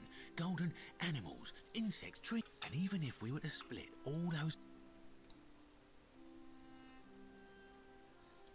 Look, I might have skimmed over that one. Are you interested or not? Excellent. So the first question is, how do we get our hands on one of those? Now, I have a plan. But first, tell me. Good. Then none of this should be... Diana is our goddess of the hunt, the moon, and the underworld, depending on who you ask. The one thing priests and poets agree on is that she carried with her a golden bow and a quiver of golden arrows. And it just so happens that there is a shrine of Diana in this very forum. And would you like to guess what she's... Precisely. I can't tell you how many hours I've spent in that temple staring at it, trying to figure out how to retrieve it without Oh, gods no! If you tried that, we'll be dead within No, here's what I propose. You give your bow to me, I cover it in a thin layer of gold leaf, and we create a replica. Then, you enter the shrine, extinguish the braziers, and under cover of darkness, swap out the fake for the original. It's not theft exactly, it's more of a trade. But make no mistake, this is a dangerous path, and there's... But in my experience... Now...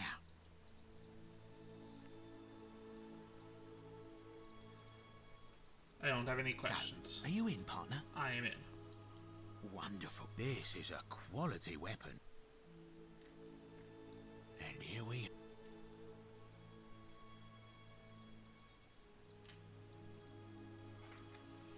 Now I've gone and unlocked the Shrine of Diana for you. It's just at the end of the street on the...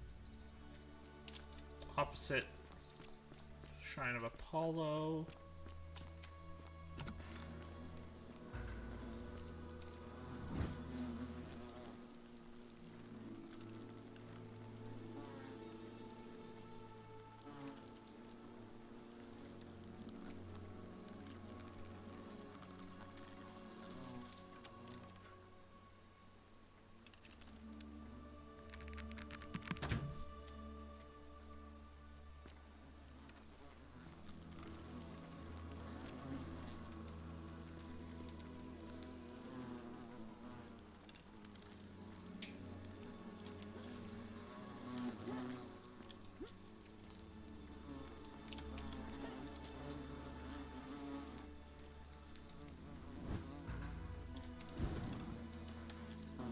Is that you, partner? Wonderful. Just go ahead and slide it under the door for... And yet you... No, it's hardly my fault if you can't... Oh,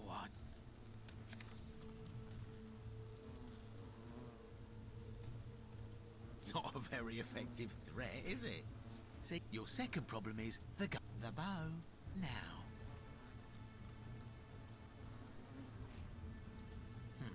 I would reconsider my position, but you're stuck in it. You know, some say it takes 27 hornet stings to kill a man. But let's find out how many it takes.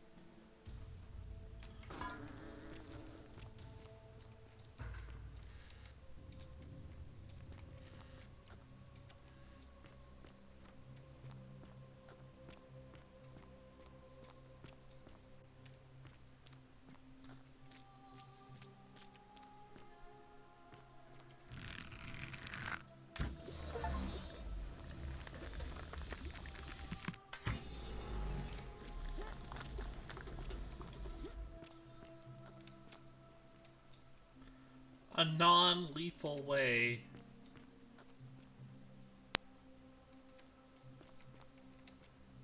My beloved Galatea. Oh. I write this so that one day, when we're finally together, you will understand what I've done and why I had to do it. The others will call me mad or a monster, but I don't care what they think. Everything I'm doing here, I'm doing for you. I'll start at the beginning. Soon after my arrival here, as I walked down a corridor lined with golden statues, I thought I heard a whisper behind me. A rasp of air, as if vocal cords of metal strained to say a word or two. I tried to dismiss the idea, tried to concentrate on my work as the city's medic, but that tortured whisper haunted me. Weeks later, in the hallway to the bathhouse, I heard it again and found myself drawn to the statue of a Roman woman wearing a stola. Her face was contorted with anguish and fear, and, disturbingly, it was as if she was looking right at me. As I walked past her, I heard that strained whisper again, and turning back, I discovered that even though I had moved, she was still looking right into my soul. That was when it dawned on me. This was no statue. This was a woman trapped within that golden prison. Naturally, I told the others, but when I could not reproduce the results of my experiment, they would not believe me. But from that moment on, I knew the full horror of this place. Immobilized within these statues are living human beings. It was that day, my love, that my heart broke.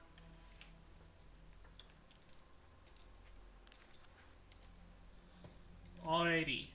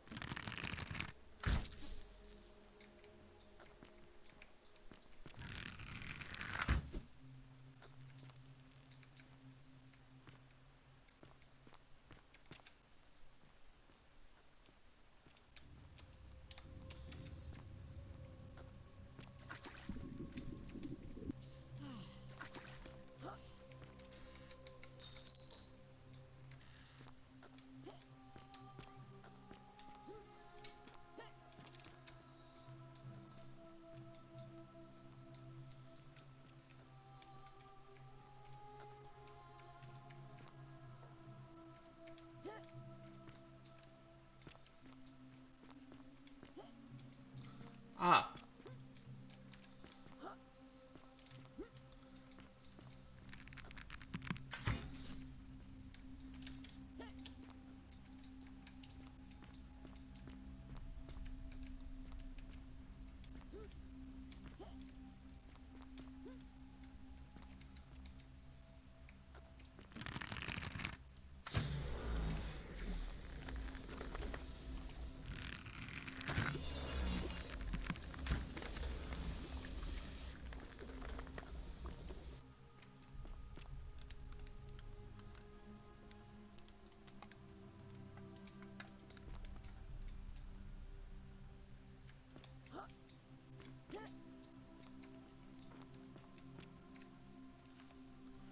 Can this do the opposite?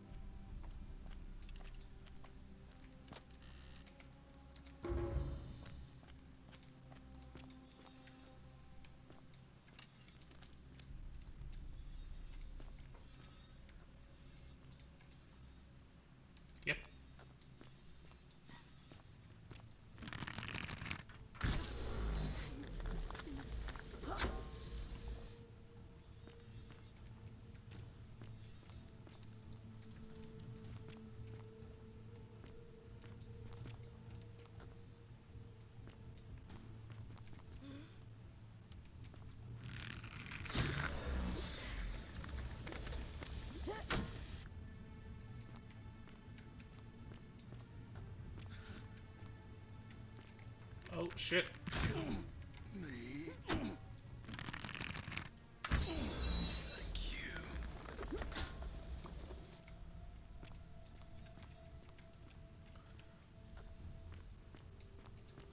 Holy shit, this place is fucking huge. You're not supposed to be here.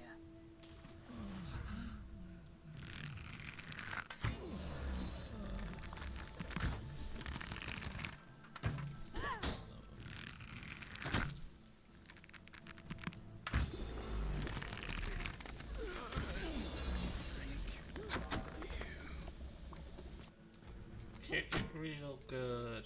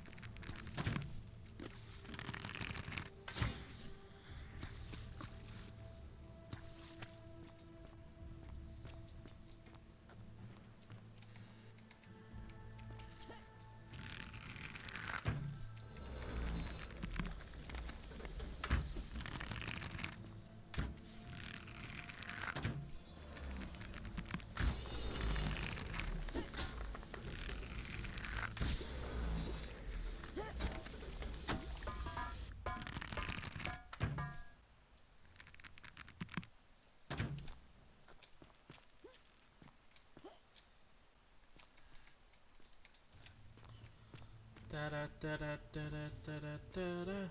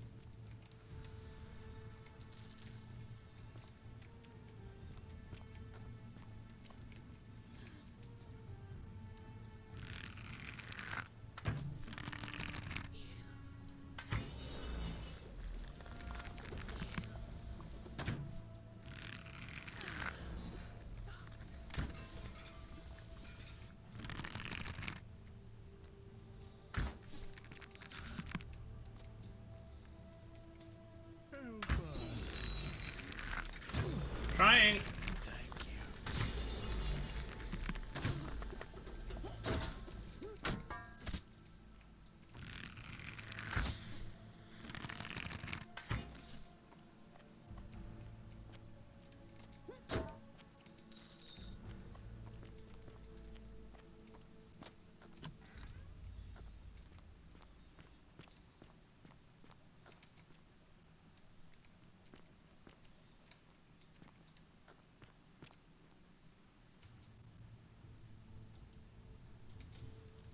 My beloved Galatea, after I learned the terrible truth about the golden statues, I wandered the city as if in a nightmare. What must life be like for these poor souls, entombed in gold, but kept alive somehow? Trapped in their own personal Tartarus, consigned to eternal torment, too horrific for any sane mind to comprehend. I tried to offer them what small mercies I could. I began to talk to them, to keep them company. I'd imagine backstories for them, give them names, and tell them of the world, of the histories and stories I'd learned as a child. As the others became more concerned by my charity, I sought solitude from them, preferring the company of my tormented charges. Discovering a way into the abandoned palace, I began to spend my days walking its halls and sharing with its occupants ancient tales, my mind turning to those of Apollo and Daphne, Perseus and Medusa, and Pygmalion and Galatea. Pygmalion, the sculptor who fell in love with a beautiful statue, and who, praying to Aphrodite for aid, discovered that his beloved Galatea had come to life. It was then that I heard you whisper to me, Galatea. Forgive me. I know that is not your real name, just one I have borrowed from a story. But when I turned to look at you, I saw the most exquisitely beautiful woman I have ever known. Your face, forever frozen in a look of haunting sadness. Our meeting gave me new purpose, to free you from your golden prison, so that I might one day hear you speak, not just whisper your true name to me. So I gathered tools for the long and difficult task ahead, barred the doors to this place, and set to work. Ah.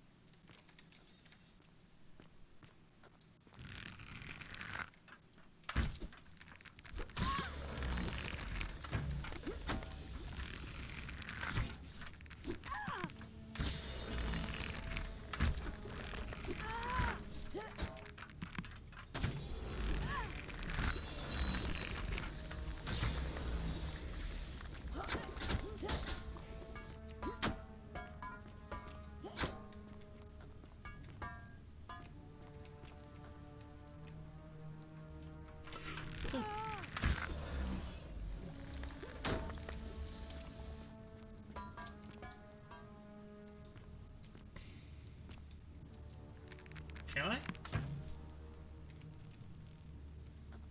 Interesting.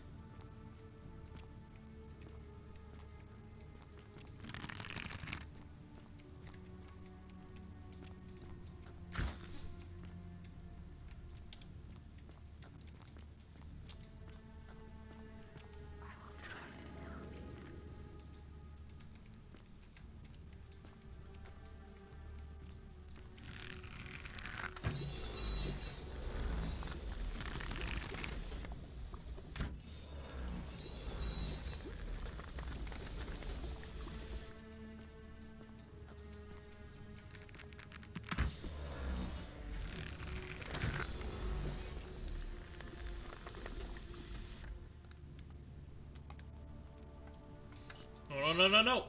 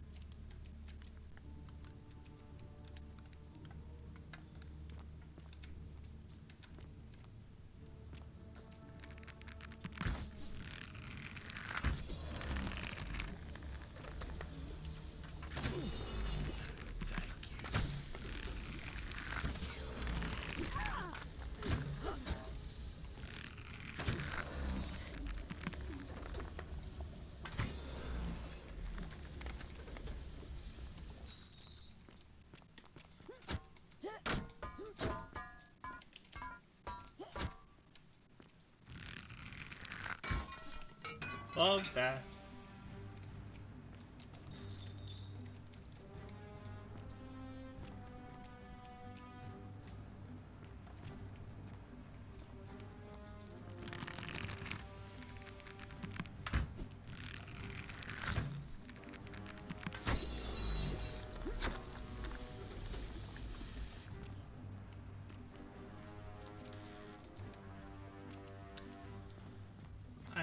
I need to leave soon, but I want to finish this area.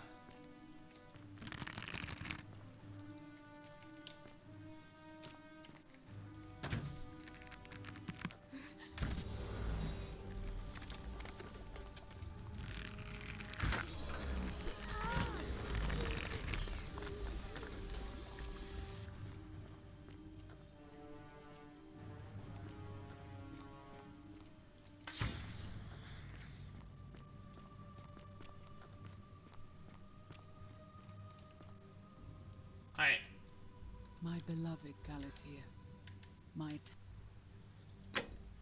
attempts of... We have to stop. So, next time, I'm going to continue my journey through the palace to talk to Nelia, who has incomplete information, like everyone in this game. But that is all for me today. Have a nice day, everyone. Bye.